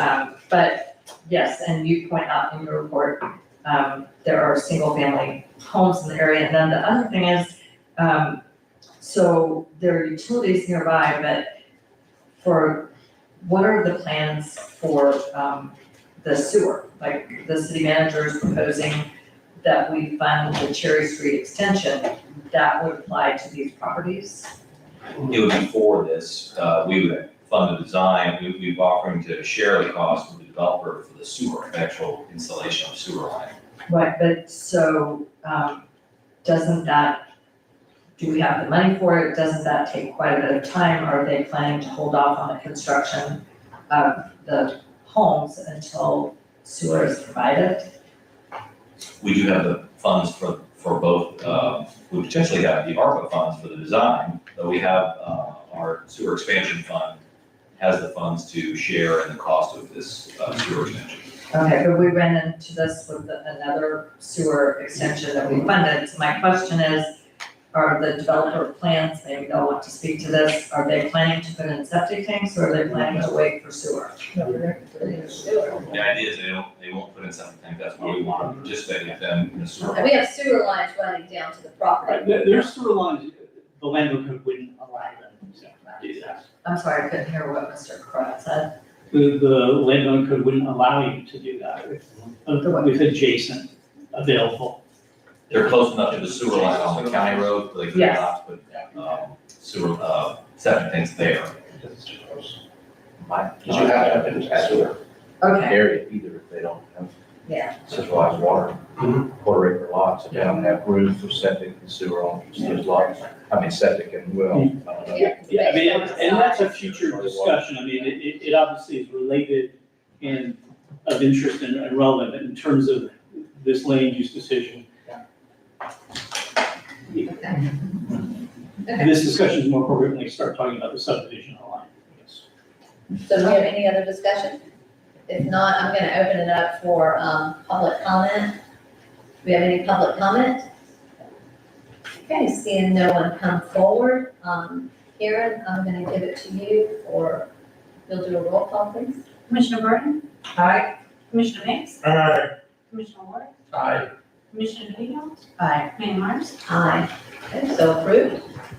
Mr. Marker 83, investments. What is your name? Austin Sully. Austin? Yes, ma'am. Okay. First off, thank you for being here tonight and for enduring this. And second off, thank you for the investment you're making in Crescent City and doing it the way you're going about it. So thank you. Because he's also doing the next piece. But I never meant to go away, they never forget. Okay, so let's go on to 2024-12. First reading of ordinance 2024-12, amending the official zoning map. An ordinance of the city of Crescent City, Florida, amending the official zoning map for property totaling 3.38 plus or minus acres located at the southeast quadrant of the intersection of Huntington Road / CR 308 and Cherry Street from the GC-1 general commercial and the AG agricultural zoning districts to the SR-1 single family zoning district, providing for implementing administrative actions, repealing all conflicting ordinances, providing for severability, providing for non-codification, and providing for an effective date. Mr. Pruitt.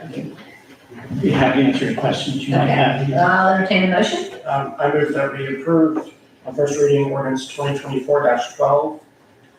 Second. Okay, we have a proper motion and second. Commissioners, do we have any questions or discussion? I'm sure Mr. Starling wants to come up and just talk. Do you want to? You'd like to- He did his talking with the planning and zoning. Okay, with that, I'm gonna open it up for public comment. Do we have any public comment at this time?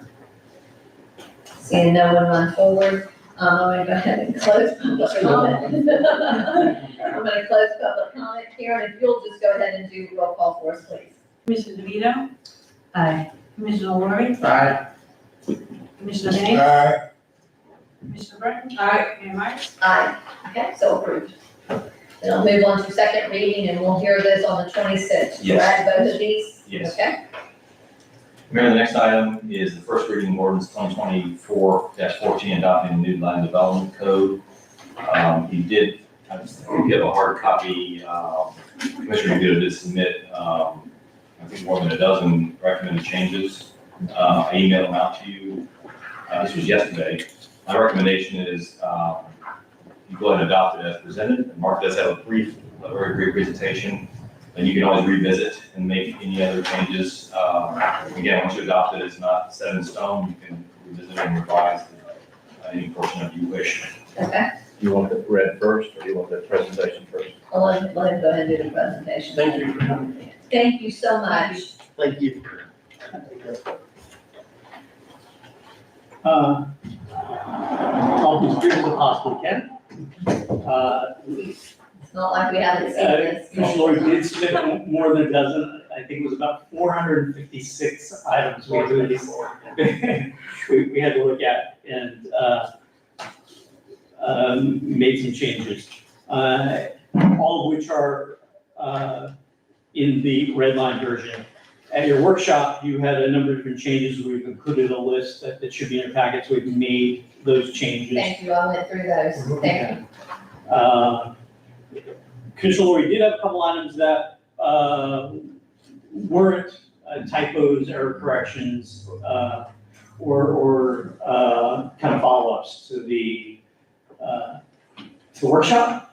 So those policy matters are brought before you and they're discussed in the staff report. The first relates to the historic preservation question about an approach. Think back to the item that you saw earlier this evening where REG architects presented their images of a addition to a historic building. So there is a standard in the National Park Service standards that talks about how if you're adding to an historic structure, you have to differentiate the new to the old. And there's different ways of doing that. And you saw one approach that was presented earlier this evening. So you saw that, you reduce the scale. There's different things you can do. What's current in the land development code, and this is just an aesthetic approach and choice.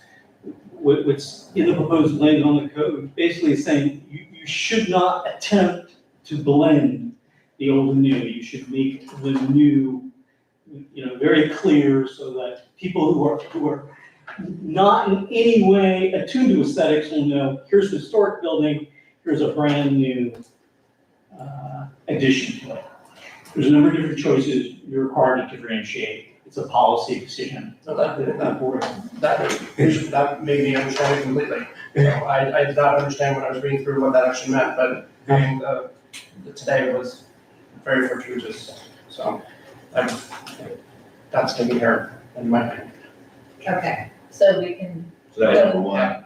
so we That's can number go one. back, so we can go back to where we were. Yeah, Okay. number two has to do with bamboo. And Commissioner Lori suggested that we do not have bamboo in the shrubs list. Again, that's policy matter. We'll tell you that the bamboo, including, there are two types of bamboo. There's clumping bamboo and there's running bamboo. Our reference is the clumping bamboo, and this would be used as an accent plant. It's not really going to be used as a shrub by landscape architects.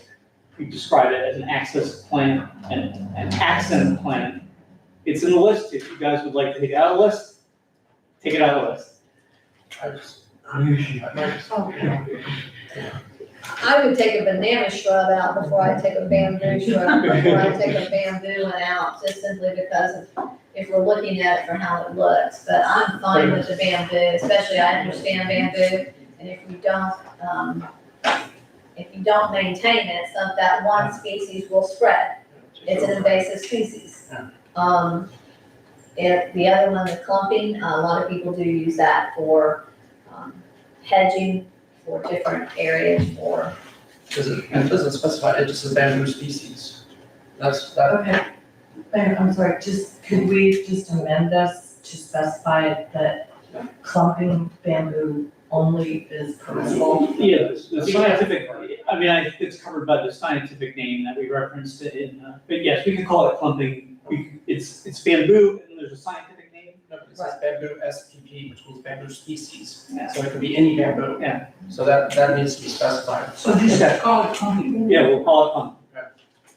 Right, and this is. I mean, we're gonna specific, be specific. You know, I've looked at this thing for so long now, I don't wanna look at it anymore. You've been looking at it for 12 months now. Yeah, that's how that still is.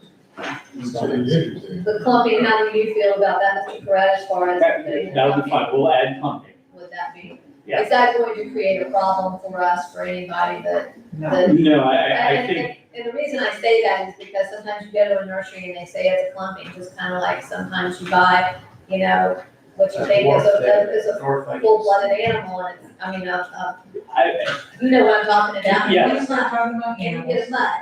So I'm just saying that, you know, is that gonna cause us any issues down the road?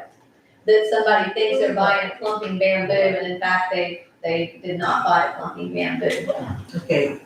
I'm just asking. I mean, it could cause an issue where we have to address that with somebody if it, You know, you first know, of all, ended up spreading, but, you have I to mean, find the landscape person that architects or makes the designers are gonna know. mistake. You have to go in the backyard and see it. Well, nobody's gonna do that, so. Well, that's what Okay. I'm talking about. If everyone's in agreement with that, then we need to amend our, motion. So I move, I'll just start over. I move to, wait, did I have a motion? We didn't have a motion. Yeah, there was no motion on the. Oh, we haven't even read it yet. Oh my gosh. That's We're fine. not even done. I mean, I apologize. I apologize. Do that, then. It's been a long day. Well, see, that's why I had you do it earlier first. Okay, so we'll go ahead and, Mr. Holmes, if you'll read for us, please. Absolutely. Without reference to clumping bamboo as compared to. That is right. Yeah, that's correct. First reading of ordinance 2024-14, adopting the land development code, and ordinance of the city of Crescent City, Florida, adopting a new land development code, providing for implementing administrative actions, providing for severability, providing for conflicts, providing for codification, and providing for an effective date. Okay, commissioners, I will entertain a motion now. I move that we approve ordinance 2024-14, adopting a new land development code. Okay, do we I'll have second it. a motion and a second? Do we have any further discussion? Mr. Yeah. Vito? The city manager mentioned that I have, changes to propose. I think we've spent a good 5 minutes discussing clumping bamboo. When we look at this, the section on trees, 4.4, and I asked, Mr. Corrett questions when we had the workshop. This is a very complex subject, and when Mr. Corrett said, oh, well, your existing tree ordinance is just going to be repealed, I realized this is not a good thing. I went back and I looked at it very carefully, and there are 3 things. And I had a discussion with Mr. Corrett yesterday, who was very helpful. There are 3 things that I think we need to do to accomplish the goals that we said we wanted 2 years ago when we had the diagnostic report.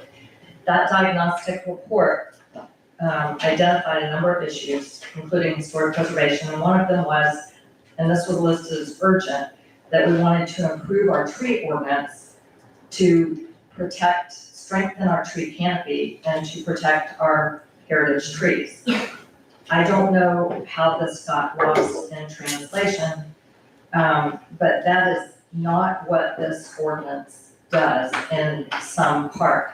There are parts of it that are very technical, that deal with the approval process and the replacement of trees on developed property. But what is not good is, number one, and I asked about this in the workshop. The land development code, unless we, I think, make a clarification, it will be very unclear as to whether this applies to just maintenance of landscape in people's homes that do not involve a development permit. I think the current tree ordinance that we have, 18.5, works very well for properties that do not involve a construction or development permit of some kind. And I think we should make clear that outside of development permit activities, that 18.55 is preserved. That's important, and I'll tell you why. My understanding before you do is that I was not of the understanding that it was going to repeal that one, they would piggyback on each other, correct? Only the portions that are in direct conflict. In conflict. Get repealed. That was my understanding, not the entire tree ordinance. But the wording is not Okay. clear, and I think we should specify that outside of development activities, we are preserving the existing tree ordinance, because otherwise. Okay, so Until Unicode finishes with this, which will take quite a long time, I think there will be some uncertainty. Okay, Commissioner DeVito, if that's just the language, can language be placed in here? We've been working on this for 2 years, and at the last hour, No, it's bringing not. significant changes that we have had multiple workshops on, and we've had an opportunity to go over this. Okay, Mayor, if I could. I'm just asking, is Okay. there language that, We could segregate it in the way that Commissioner Vito is suggesting, assuming we get that direction from you guys. If you guys want us to do that, we can segregate it, so the landowner code will only touch new development or redevelopment of existing sites, but existing homes and people who are dealing with tree removal on existing property or pruning an existing tree can be handled under the existing chapter 18. have you ever done that in one of these code updates? We've done Land stuff, development. we've done stuff similar to that. Maybe, So that making it unnecessarily complicated. No, And I I'm think not. more complicated than. Excuse me, I'm not making it unnecessarily complicated, and I'm not going to make it easy, let's call the question. No, we're not calling a question, I still have to go to public comment, we need to get this taken care of. okay, So I'm sorry, I need to, I understand where you are on this, yes. well, no, I don't, because we gave specific direction that we wanted to improve protection of our tree canopy. This, in some ways, it creates confusion and doesn't do that. And I asked in the workshop specifically, what is being appealed? We were told nothing. I said, how does this fit with our existing ordinance? Oh, don't worry about it, we're giving you good code. So it really wasn't until Mr. Carrot came, and did answer some questions. I was not expecting to get an ordinance that would not be a substantial improvement. And we have, actually, our tree ordinance, for the purposes that I said, is a good ordinance. Our land development code as a whole needs some Okay. help. So hang on just a second. Commissioner Benito, we need to wrap this up. Okay, well, this is very important, and I will remind you, in our strategic plan, it says, number one, a goal was to improve protection of our tree canopy. This is not doing it. As well, in 4.4.4, paragraph E, historic tree protection, paragraph E, this ordinance is not as protective as our existing ordinance and development. Okay, fine. So instead of, our current standard is to protect trees 30 inches in diameter DBH of all species. Okay, This ordinance increases by 20% the requirement for a tree to be protected. So it would no longer protect 30-inch trees. It would Okay. protect 36-inch trees. Okay. That's Mr. Correct, We'll change that. That's what we're saying. That's why. Mr. Correct, is this, That's what you're trying to think. is this actual, is this factual? But it does say. Do you agree with her? Do you agree with It's that? 118. It says through 36. Yeah, it- So if we So take it that down to divides- 30, It does. Technically, yes, there is a change between the 30 and 36. There's a use of a term that you guys typically talk about, which is a heritage tree. When I think of heritage trees, to me, heritage trees are divided into two classifications of trees, historics and specimen trees. And in our ordinance, we provided a level of protection for historic trees and a level of protection for specimen trees. So there are protections for heritage trees. It is a little different. It does take a different approach. It would be a very simple matter if you wanted to change the historic number from 36 to 30. okay, Okay, and that would, yeah, that yeah. suffice for you, Commissioner DeVito, if they change that from 36 to 30? Yes, and preferably it would apply to all trees, although in point of fact, most of the, right, because they only name two kinds of live oaks and there's more than one kind of live oak. Commissioner DeVito, this is getting, this is very You can technical. revisit trees in the future. It's very important. Yes, okay, Okay, fine, so you only, there's nothing wrong with protecting all trees 30 inches or larger. It's what we currently Commissioner, do. I'm gonna ask you, Something wrong with protecting all trees that have a certain diameter. There are invasive trees that should not be protected. Well, actually, And there's a list of them, and we are never, okay, wait a second. We are never going to agree on trees. Everybody has their opinion on trees. What I want to make sure that as we go forward, and I think what I'm hearing from the commission is we want to make sure that we have ample protection where needed. And reasonable protection where needed. I think you have ample protection. I think it's reasonable. I have no objection to changing the 36 to 30. Okay, commissioners, do we have any objection to, we currently have a motion and a second, do we have any objection to asking, that be included, that we change this from 36 to 30? 36 what? Inches. DBH measure. Yeah. And I wanted to add that there's quite a bit of that much better protection in this for the trees. Because after we got this email back, I spent an hour reading through everything, actually after several emails from several people in public that, Commissioner DeVito had emailed to tell us all the email, or to email all of us. I read through all of it, spent several hours today looking at it. And in fact, this is a much better deal than what we had before. Because honestly, our 18.5 does not really have any sort of penalties if you clear a lot and don't get your ranks like what happened. Okay, I'm not speaking to Lucia. that. I'm not speaking to I that. feel like it is too, This so I'm is gonna go much better ahead. than what we have. And so to say that. Who gave the motion, Karen? Commissioner Lori? So Commissioner Lori, would you like to change your motion to include the change from the 36 to the 30? Yes.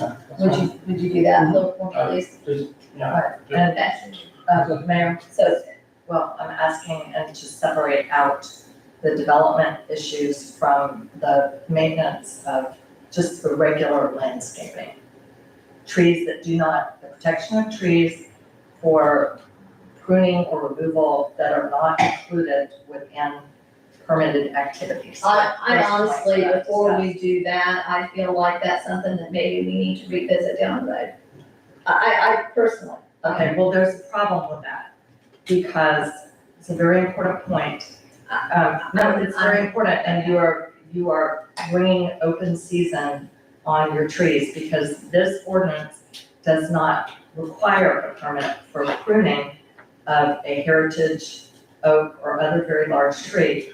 That is a very advanced thing that our current ordinance contains. And requiring a permit for pruning, it's recommended by Mr. Libby in Advanced Tree Care. It's in the, okay, you're causing potential harm to our current heritage trees that are not involved in development activities because they will henceforth no longer be required to have an ordinance for pruning. Commissioner Laurie is correct. There are some aspects of this ordinance, particularly for the development processes, that are better. But this ordinance is not good for our oak trees, either our city trees, the trees in our parks, the trees that have nothing to do with development activities, but people may want to remove or prune them. They will no longer be protected from improper pruning, because if you read it very carefully. Mr. Correct, okay, Commissioner, I'm finished. I got your point, I got your point, So you I'm can finished. talk about bamboo, but you don't want to talk about. No, we only talked about bamboo for a few minutes. So I'm asking Mr. Correct, at this time, with what she's saying on the routine maintenance, do you feel that our current ordinance is going to be a problem to us and to the trees? That there is not ample protection, When you say the current ordinance, you mean what's currently on the books or what is currently being proposed? currently on the books? If we say in that, if it's not repealing everything, it's only how it applies. Mr. Holmes, how can we Yeah, fix I mean, I this? could make some, It'll still be there. It'll still be there, they're not in conflict. Of course, they're not in conflict, and I can go into the landowner code and make sure I remove any references to things that would make it confusing. So it would allow the portion that's not dealing with new land development to make it clear that we're not repealing. Like taking out those references to pruning existing trees. So then we can approve this now and do that on the second reading. And make sure that, we have to make sure that when Yes, this comes to us, there's no changing in the second reading.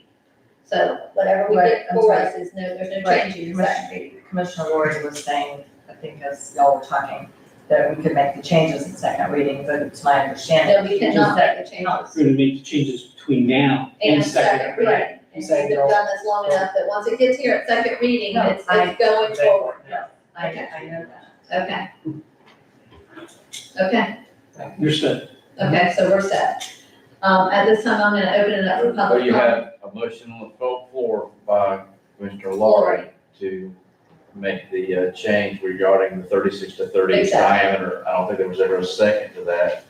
I thought we did, do we have a second, Karen? Commissioner Burton seconded the motion. Yeah.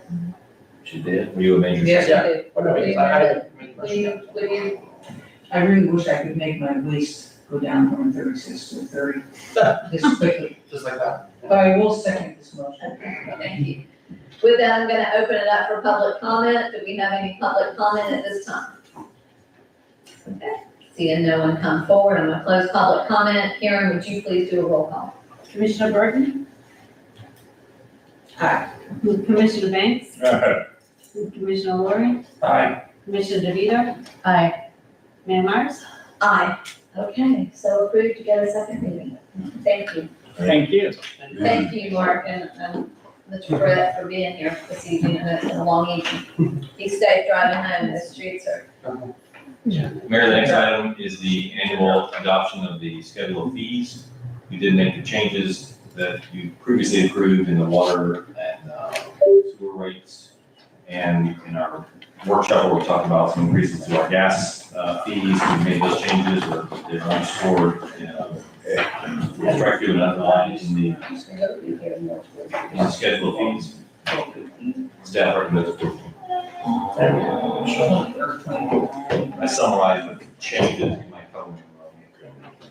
Yes, Village collections going up as well, yes. but that's not us, that's, I mean, I move that we approve, It has to be read first. oh, sorry. Go ahead. I need to read it.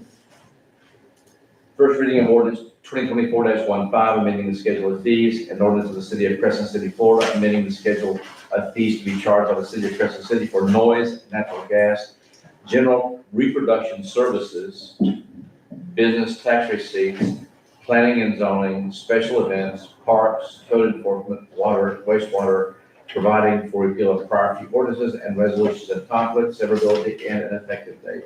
And Mayor, I neglected to mention, Lori pointed out that somewhere in the last couple of years, we missed, increasing the outside city water charges. So we're no longer keeping up with the water study we adopted. So a recommendation would be, for up to 5,000 gallons, instead of $3.44, it'd be $3.75. I think we gave each of you a copy of this. Yes. Instead of 5,000 to 9,000, it'd be $4.68. 9,000 to 15,000 would be $5.62. 15,000 to 20,000 would be $6.58, and 20,000 gallons or more, $7.50. And that's for the outside usage. Outside. Outside usage, not city usage. Okay, I will entertain a motion. I move that we approve 2024. Dash 15. With the additional, With the changes. with the additional changes to the outside water Can I get a second? user terms. Okay, Second. Okay, we have a motion and a second. Commissioner, do we have any discussion on this? I do want to say that, just for clarification for everyone, that with these fees, these are not taxes. So that's just very important for people to realize. These are kind of goods and services, but they're not, they are not taxes. And many of these we have to do in order to keep our enterprise funds, And the solvent. water wastewater we had, you guys have previously approved, it was 15% each year until now it's Yes. 5% for the next. And that was based on the study that was done with us. WLACA, I know, went through the same thing, and they're under the same constraints that we are, I think maybe even a little more stringent. Yes, they were. So anyway, with that, if we have no discussion, I'm gonna open it up for public comment. Do we have any public comment on this?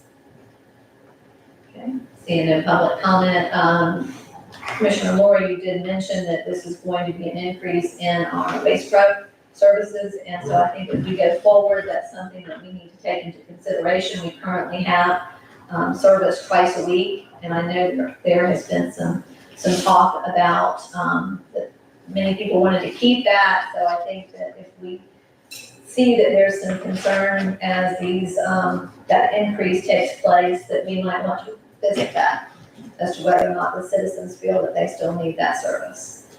So with that, Karen, I'm gonna ask you to do a roll call. Commissioner DeVito? Aye. Commissioner Lori? Aye. Commissioner Banks? Aye. Commissioner Burton? Aye. Mayor Myers? Aye. Okay, so approved, give a second, please. Mayor, the next item is, some resolution. Mayor, I wanted to respond to your comment that you made about the twice-a-week service. People have always been very supportive of the twice-a-week service. I appreciate the twice-a-week service. I think it keeps garbage from piling up and things from getting very nasty.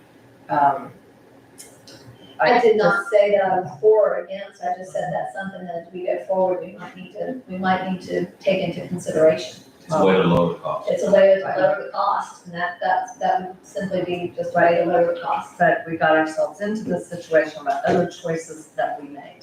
So, I don't know, I guess we could discuss it. Here, the next item is, Exactly. adoption of resolution 2024-04, adopting the millage rate. Okay. Is that the right numbers? Yeah, it was. So we've given you, the adopting, the resolution to adopt the current millage rate, and then we've given you the language for adopting the rollback rate, which would be at 0%. And we do have very specific language for the motion. Mayor, did you find your? No, I did not, I think. So I'll just read it. You need a motion to pass, to adopt resolution, 2024-04, It's adopting the final millage. It's okay. 08? No, Yeah, that's okay. what I mean, this It's is okay. on here. 08. Yes, it's only in our packet. The fiscal year 2024-25 Crescent City operating millage rate of 8.5914 mils, which represents, 8.4340 mils, which represents a 0% increase over the 8.4340 rollback millage rate. That's if you adopt the millage rollback. The current millage is represent a 1.87% increase over the rollback rate. And so for anybody that's wanting to know, what that means is that you wanna, Sure, the rollback rate is the rate where the revenue coming in, ad valorem taxes, excluding new construction, would be the same for the city.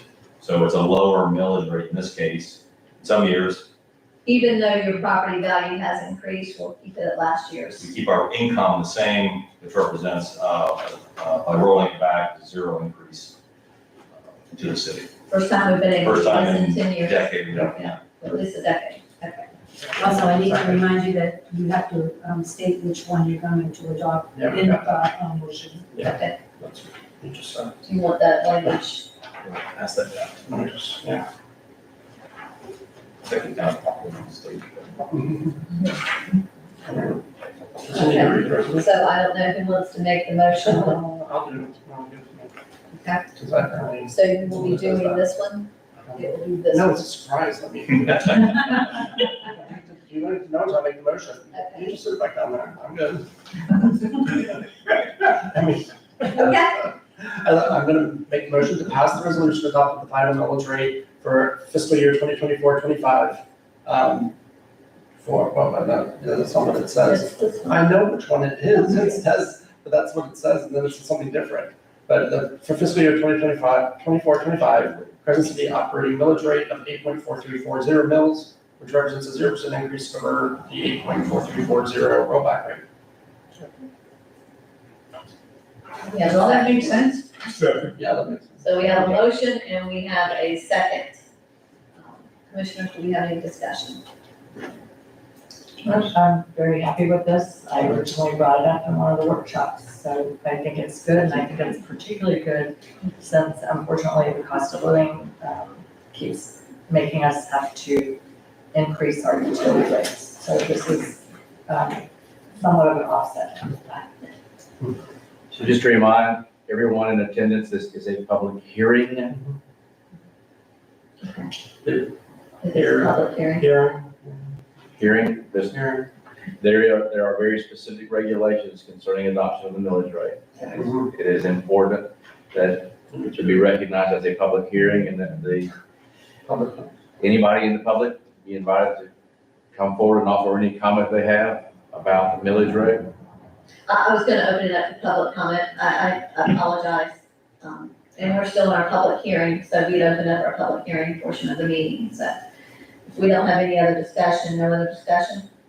I do want to say, Okay, so, it is, the staff did a good job of working on this, making it happen. We directed it, but we kind of made some decisions on some cuts, but to make it all balance is not easy, Steve, thank you.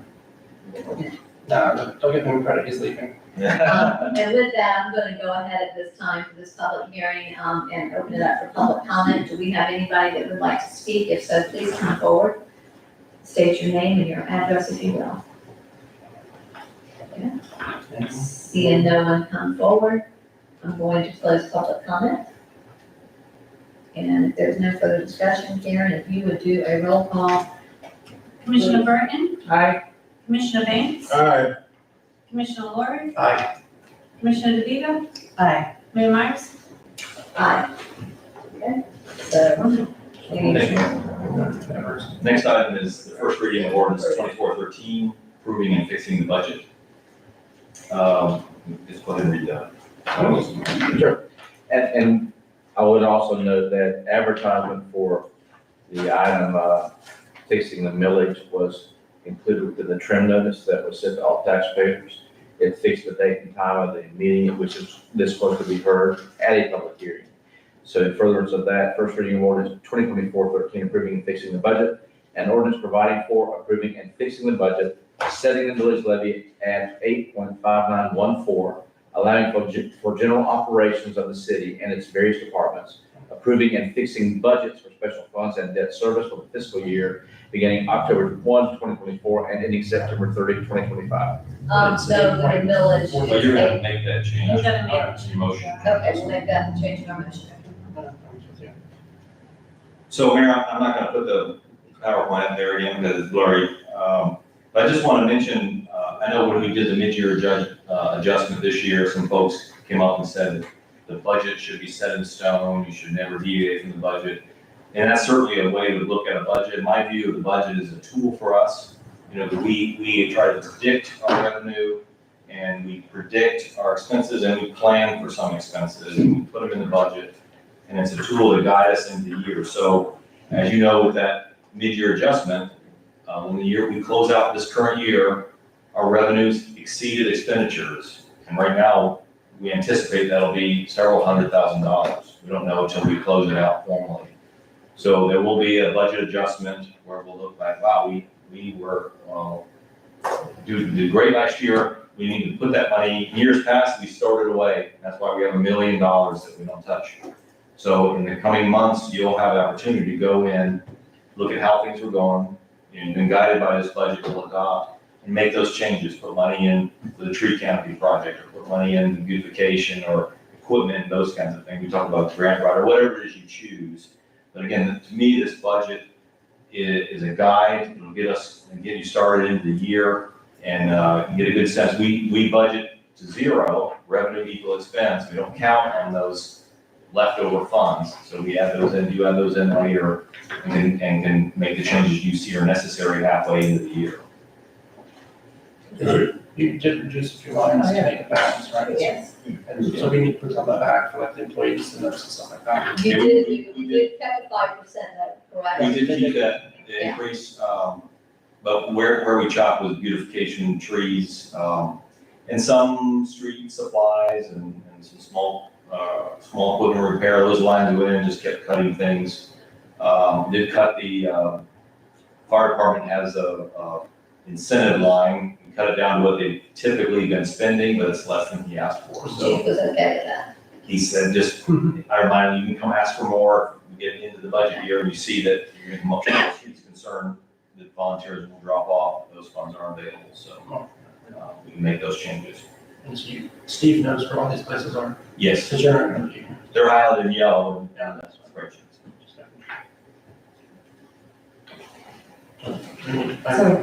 Motion? Do I have to read that thing again? Where's the? No, this is. There's a second motion on there. Is there a second motion? Oh, the second motion, yes. I don't want to do it. But remember, there's a change that in that ordinance, because we have to accept the, rollback rate. Yeah. Right, okay. Now you just confused that. 8.434. Yeah. So you need So to I adopt need this to say- year. So I move that we adopt the fiscal year 2024-25 budget with the operating millage rate of 8.4340 mils, which represents a 0% increase over the 8 point of the rollback rate. Okay, good. Is that Good enough? done? Or do I need to put the amount? Is it the actual levy that I'm saying instead of the rollback? For all funds, as long as it's approving all funds. Okay, well, that's not what it says. It So, just says the rollback. Okay, for all funds and with a total levy of $9,138,710. Is that good enough? Is that sufficient, Don? Do you want me to start over? I can. I read. Did you, needs to sorry, be- please, if somebody got it on the record, do you have that motion? I'll have it. I think it's going too fast. I can start again. I can do it. Stop moving. She goes back to some pages. What's that? Do you mind doing it again? I'm doing it again. She just keeps moving the sheet of paper around. Please stop moving the sheet of paper. She's taking it away from me. I move that we adopt, what is the ordinance number? It doesn't say on here. It's 20.13. Ordinance 2024-13, to adopt the fiscal year 2024-25 budget for all funds with a total levy at the rollback rate of 8.434 mils at a total levy of $9,138,710. Does that work? Okay. Okay, I'll entertain a second. Second. Okay, so we have a motion and a second. Commissioners, do we have any discussion? Well, I have a question. We have it back now. Okay, so we have a Crescent City capital improvement plan. So are we adopting this Yes, it is part of the budget as part of the budget? and the CRA budget as well. So all funds. Okay, that's what I thought. So, it's not clear to me under Better Place Plan Fund for 2025. There are two lines. One says 430. Okay, everyone. I'm on page 1 of the capital improvement plan that Charles gave us. Oh, okay. It's somewhere in here.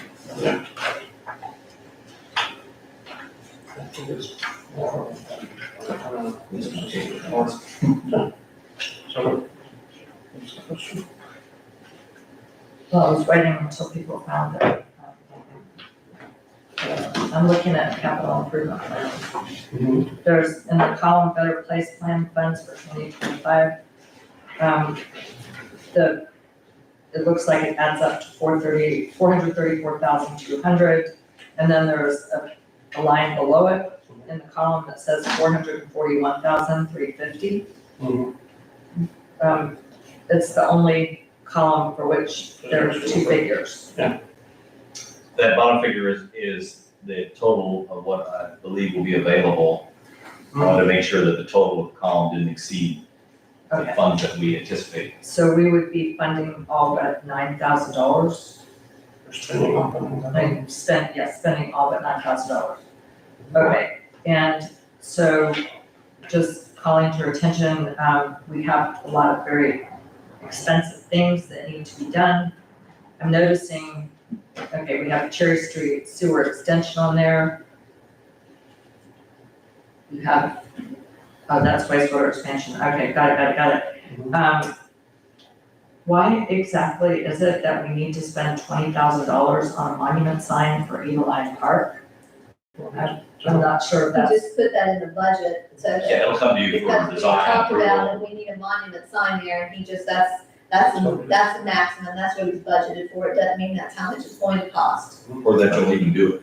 or if we'll even do it, well, It'll 'cause come I, to us for discussion. I don't- Discuss it during the but he earmarked it. I don't remember that we ever voted for it. I remember the city manager said we don't have a sign for Eagle Park. But just the, So you, I mean, personally, I think $65,000 for signs when we have other, unfunded issues that are based on the discussion. We okay. had earlier, very high priorities. Commissioner DeVito, you realize that just because it's there, that does not mean that's how much we will spend. So if we don't come in with that, if we don't come in, if we come in much lower, then we have a savings, and then that money can go into somewhere else when we do a budget adjustment. What I'm saying is because I don't want to be, Yeah, so I know I'm watching that, because we've got to extend the meeting, so right now, though, I currently have a motion and a second, can I set that aside for this budget? You can do a And, motion to okay, extend. So I need a motion, I need a Unless you motion vote to in one extend, please. I move that we extend for half an hour. I'll second. Till 10:30. All in favor, please say aye. Aye. Opposed, nay? Okay, thank you. Okay, so what, may I finish what I Yes, was saying? And thank you very much, Mr. Holmes. So what I'm saying is, I think we have other priorities. We've talked about, historic preservation. We've talked about the New Moon Lodge being one of those items. It occurs to me that $65,000, would fund the architectural study that we need for the New Moon Lodge. And I think we should consider shifting some of these funds to things that are urgent and priorities, and not necessarily dedicating, that significant amount of money to signs that are not going to revitalize a very important part of town. Okay. Okay, We did a workshop yes, to we do did, just that. we This did. is what we came out with, so, you can always change this. This is not written in stone. You'll have to approve these expenditures one by one as they come. And we need signs. It's embarrassing, you drive to other communities and we need signs, entrance signs to and from the city. Now, I feel like we could probably do it for a lot less, but, at least we have that buffer in there if we need it. And later on, when we do a budget adjustment, then we can move that. And like he said, this is not set in stone. But I'm saying, I'm bringing to our attention something that we might want to address in the near future. Thank you. And then, there are two items in the general fund budget that we brought up earlier that have not been corrected. One of them is in the city commission budget. I asked for a clarification. There's a line item that says retirement. It's on, I don't know what page it's on now. That should indicate, retirement payments for previously serving commissioners. And there's no, well, I think we brought that up too. Yes, we did, but we did not. Right, because that will start right at the end of the year. But anyway, just to clarify that this is not retirement money for the majority of the currently serving commissioners. And as well, We can make that change. right, and, okay, and as well, the footnote is correct, but under, the legal section, it's line 111, other legal services. The footnote is correct, that explains what the difference is between other legal services and outside counsel, but I think the money is still not in the right place. What's in outside legal counsel, the expenditures for commissioner legal fees needs to be moved to the line that says other legal services. And that, for what was paid in 2024. And, because that was already done, so that's in the wrong line. The history of that, just 37,000. Yeah. And it should be on the tape from. And what it should be, the 37,000 should remain with outside legal counsel. The, 3,000, my understanding is what you're saying, it should go up into other legal services, correct? No, reverse. The reverse? The 37,000 needs to move up into other legal services. Even though that was for counsel, outside counsel. Yeah, because that's what the No. footnote says. The footnote says It's not outside counsel, it's other legal services. He needs help. He hires somebody, so it's the other legal. Okay. It's just been wrong. The footnotes Categorizing. are corrected, but the 37,000 is still not in the right spot for the footnote. Okay, do we have any other comments? Seeing no other comments, I'm gonna open it up this, for a public hearing, for a public comment. If anybody has any public comment, please come forward and share. State your name and your address, this is your opportunity. Seeing no one come forward, I'm gonna go ahead and close public comment at this time. If there's no further discussion here, I'm gonna ask you to do a roll call on the first reading of ordinance 2024-13 with a proper motion and a second. Commissioner DeVito. Aye. Commissioner Laurie. Aye. Commissioner Banks. Aye. Commissioner Burton. Aye. Mayor Myers. Aye. Okay, so approved to move to second reading. Good job. And with that, let's go into our, city manager's report. I'll just note a couple items, for the future, the Gulf Tide issue, which you talked about. Also been looking into providing cameras in the parks. I spelled out the cost we're looking at for subscription basically. And then the cameras are another subscription service as well, so, that's something to go forward if you wanna. Is that the NOLA, Project NOLA thing? Yeah, the ones I shared with you that, Pat Messery shared with us, subscription service cameras. We don't have, power at all of our parks. Colburn does not have power, but the others do have power. So we have to, these costs, plus we have to install a stainless steel box? Stainless steel box. To house and protect the router, yeah. And so to provide a signal to the park, the public could use it, and our cameras can work on it. And what we're, with regard to billing, you're not actually paying for the camera. They pay for this, like a $12,000 or $15,000 camera or something like that. You pay for the You service. pay for the service, and they actually cover, it's a nonprofit that covers the cost of those, so. It's incredible too, when it picks Yeah, I up. mean, because of, yeah. Picks up. Would we extend a tall pole somewhere to protect it? How would we protect it? That's the thing, that'd be able to reach probably on the roof of a gazebo or a restroom. Telephone pole. Well, you got a lot of poles out Yeah. there. Yeah. It's in the ground, just sitting there. And Harrisburg is probably the priority, I would say, when the, Yeah. that's where I. And Dexter Beach. And Dexter Beach. And Dexter Beach, Dexter Beach. Yeah, Yeah. so that's, Okay, so I have one question about that. I mean, that's great that we have the figures. But it occurred to me, isn't most of the vandalism and the problems occurring inside the restrooms? A significant amount is, so we'd be able to see who's going in and out. Yeah. Can't put one obviously inside. Well, I Yeah, know but that, inside. but what occurs to me is, we won't know the time of day that the vandalism, I mean, I'm saying it's good figure, interesting proposal, but it's still not going to tell us necessarily what time of day the vandalism occurred, and quite frankly, it's my understanding that the park personnel are pretty aware. Some people are living in the bathrooms.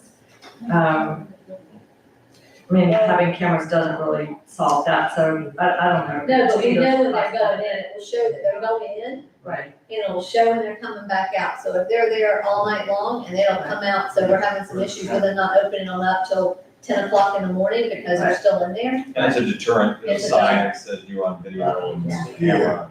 We need to. And quite honestly, any community you go to and you see it, I mean, you see it on TV, the things that they pick up by having cameras.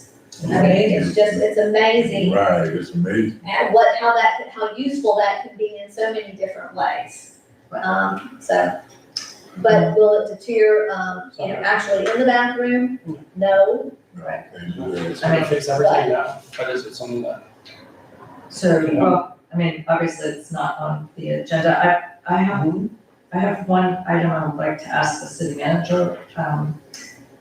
And maybe we should have talked about this during the budget process, but, with the city manager search, Mr. Hanson mentioned a number of costs and expenses that we would have. I think we're gonna need a budget for that to know what kind of money we're gonna come up with, and especially with the rollback rate, how we're going to fund that in the budget. Because, for the interviews, the plane fares, the hotel, that adds up to quite a bit of money. And he mentioned also, the cost of the background checks. And I just think we should, besides their expense, I think we should have an idea, of what those costs are gonna be, so we can figure out where we're gonna pull them from. Well, we're also gonna have a cost savings as long as we have an interim because It's less than what we're paying. it's less, it's contractual, so we'll have some savings there as well within that line item. But we'll be able to look at, I think she's just asking someone to put a budget Yeah. together, so we Yeah. have like a total amount, maybe just so we can estimate.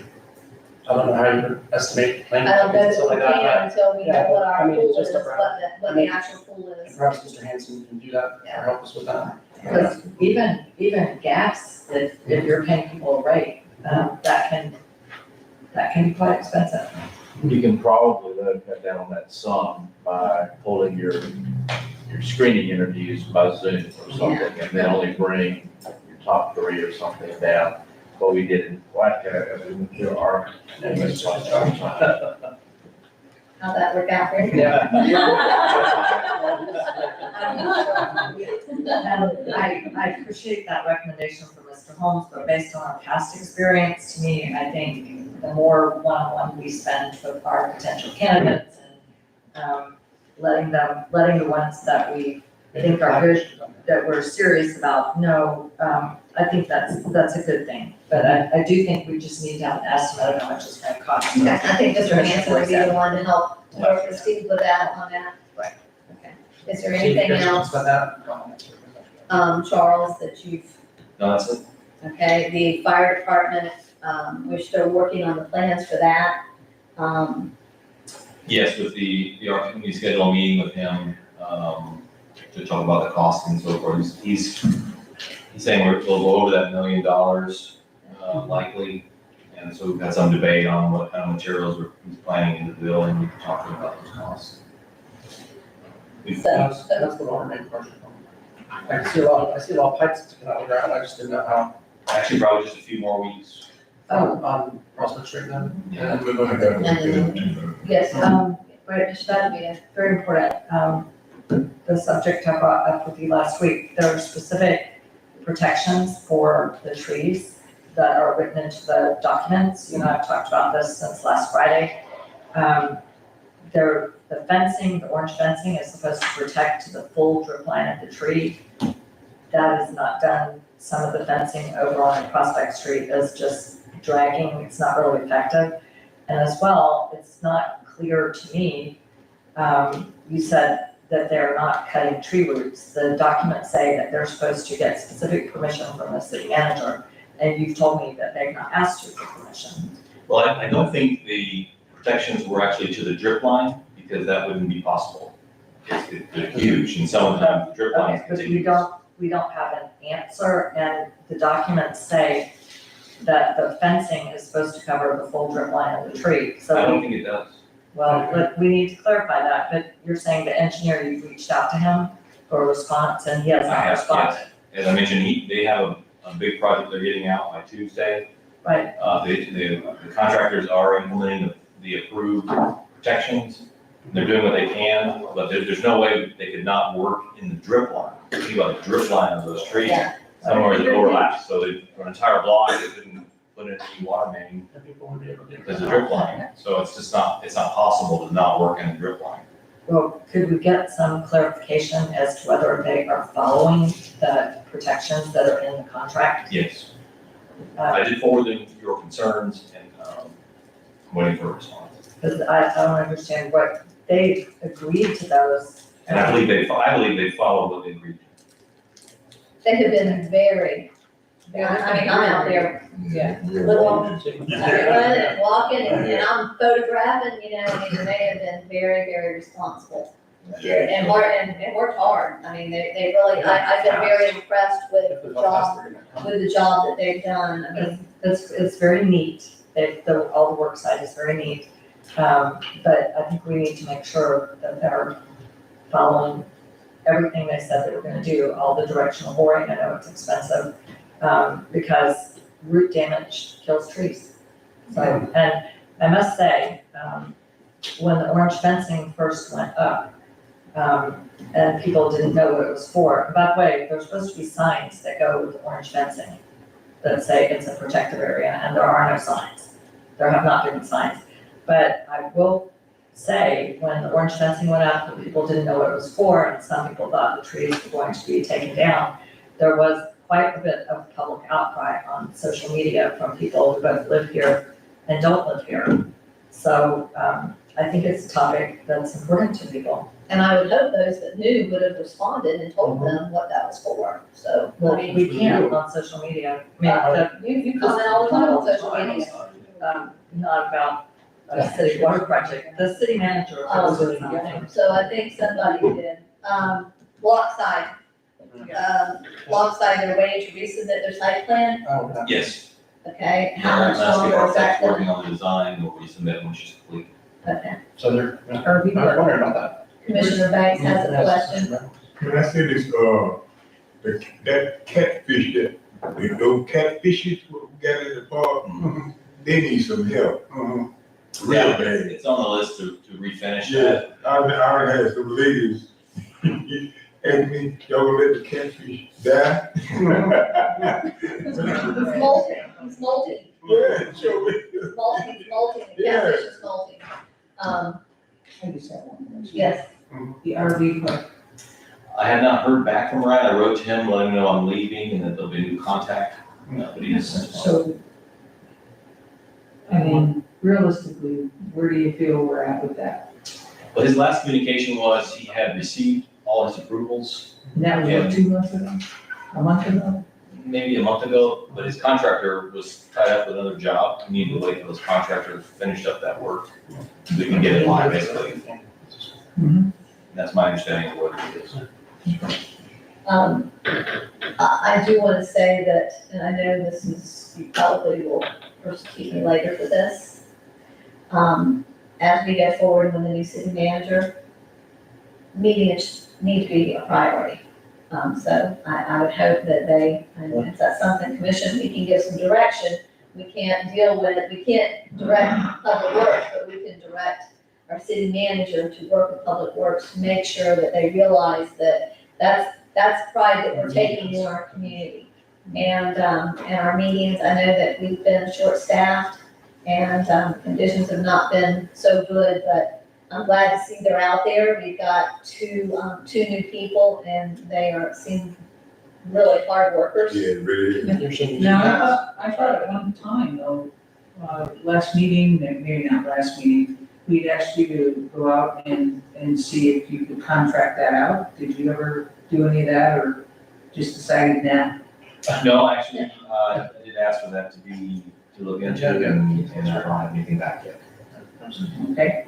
Yes, Because I know that, I just wanted to, last time I talked to our DOT, which was a few years back, we get a stipend of about $18,000. I don't know the exact number, but it's 17,000 something. That never goes up, which it should, but it doesn't.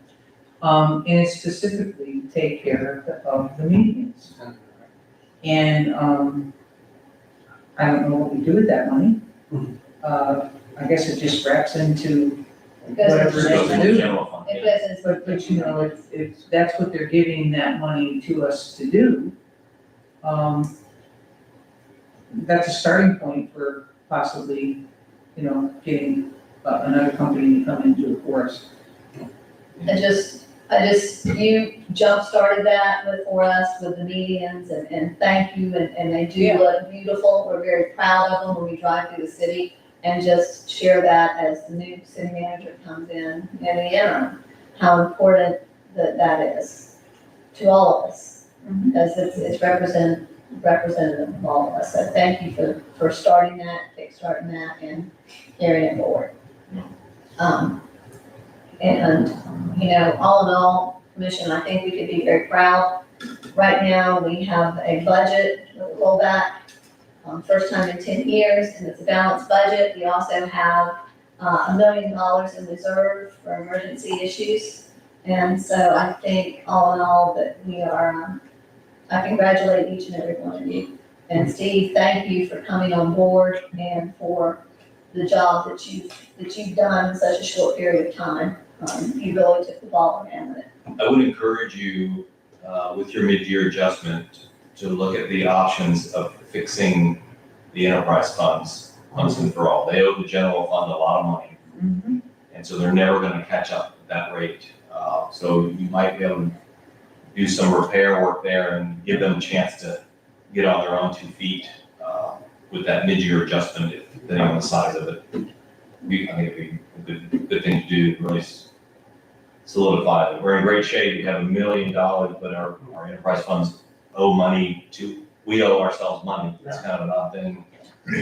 But we still need to, I recommend you do whatever it takes to fix that, and get them a good fresh start. And then those enterprise funds, I think, will support themselves. Thank you, great recommendation. Mr. Holmes? Report. Yes. I've been asked to report upon litigation that is not being handled by me, but is being handled by counsel that I guess was furnished you through your insurance company, the lead.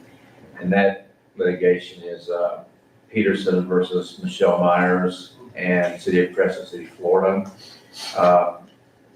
Miss Susan Erdley, who is the lead attorney handling that case on behalf of the city and Miss Myers, did contact me and send me an email indicating that an order was entered yesterday and provided me a copy of the order. Essentially, without attempting to go too deep in the weeds, that order notes that there were originally 16 counts in the complaint that was pending before the court.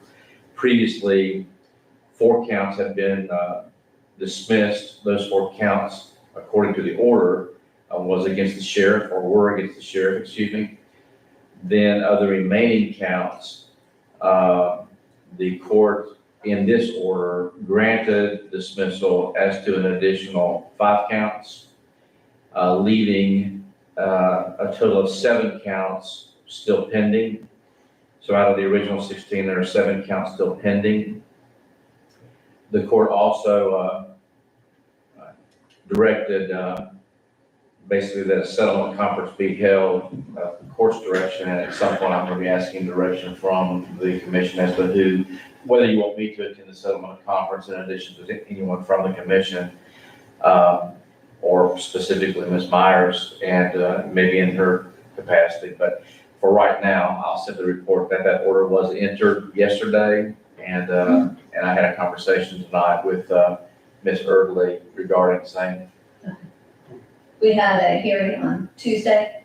The defamation against me was dismissed. And all defamation counts were All dismissed. all defamations were dismissed. Now it's just those first counts. And he ordered that we go into that, and I think she was going to talk to the plea and get their advice as to how they want to proceed. Well, He didn't give us an option. No. He said, we're ordering y'all to go into a settlement conference. And settlement conference does not mean, that is not a proceeding in which anyone requires settlement or mandates a result. It's basically a court-directed settlement discussion, which may be fruitful and may not be fruitful. But the court directed it. So. So, Mayor, I have a question. Yes. for Ms. Hall. So where are we in terms of if the city is liable for anything?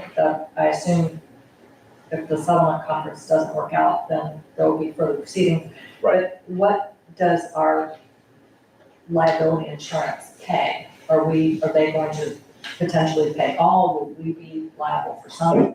Well, of course, I don't know, obviously, I don't know whether you'd be liable for anything anyway, but there are, as I said, the court allowed 7 counts to remain pending. So your insurance, assuming that, you're making I would be making a lot of assumptions to even, assume that you're going to be found liable for anything, that the city's going to be found liable for anything. But if it is found liable for something, then depending upon the amount of damages that would be awarded, depending upon, and the limits of your policy, that would determine whether or not insurance can pay it off. Okay, because we've never had information about what our policy provides, et cetera. Has never been presented to the commission. Well, sovereign immunity applies to negligence claims, so sovereign immunity may not apply to limit the liability of this. I don't know. I've not been, of course, directly involved in this case in any way. I have, of course, a fairly long history with Ms. Erdley. I think she's a fine attorney. And that history had to do with my representation of other municipalities, not Crescent City. I think, like I said, she's a fine attorney, and so I can obtain whatever information you like. I say within reason, I can obtain whatever information you'd like to have be provided, I can. And there's not been a date set for this settlement conference. That was part of what she asked, whether are you going to attend? And I said, I really don't know. He's looking at October. I think that he said that it would be sometime, he wants it sometime within the month of October. And it's not with the chief judge, it's another A judge. magistrate. Yeah. Right. I think it This would be is in federal, so this is in I think it federal. would be Ms. Barksdale, actually, I believe is the Yes. person that would be with. But yeah, so that's what I have to report right now. Thank you. And at some point, then I guess Charles or somebody can tell me whether you want me to attend or you don't or whatever. Or whomever. If Charles insists on trying to go play with sponges or whatever they play with. Like, That's all right. That's a lot. And that's a lot, yeah, wait till we see you the next time. Yeah. We can say, you've been hitting the bakery there, Mr. Rudd. Yeah. We have anything else? Thank you for reporting on that, that was, thank you, she seems to have a strong handle on this. So in 2 weeks, we'll have second reading of the ordinances you saw tonight. The 26th. 26th, plus the process, the approvals for the city manager search. Okay. I don't think Yeah, we got that. we tabled something else too. I'll look back, we tabled something else, I think, the tree plan maybe. No, we voted on it. There was, the, ARPA funds. ARPA The funds. obligation of the ARPA funds. And then Mayor, if I could, those, at the last meeting, we talked, or workshop, whatever, the last time we were together, you mentioned that you have a lengthy list of things that are in progress. And you said you would share that with the commission. If you could do that before the meeting on the 26th, which is gonna be your last meeting, then if we had questions or things to discuss. I'm refining it a little bit, section 13 pages. Well, even if it's being refined, maybe you should just send us the 13 pages so we can start absorbing it. That's a lot. Thank you. I just want to recognize both Commissioner Lori and Commissioner DeVito for their gold certificate of excellence, for their certificate program for elected municipal officers. Thank you. I did mine, because I was only elected in October. I know you So I did did yours mine. very quickly, yes. I just got 30 points too, I was just there. I can only imagine what you were like in elementary school. But congratulations to both of you, and if I can get a motion to adjourn. I moved to adjourn. Second. So, motion and a second, all in favor, please say aye. Aye. Your name? Okay, so that's good. 16 originally, 4 previously dismissed, dismissed for another 5, and she said the order, and that's what I said. When I was in hospital,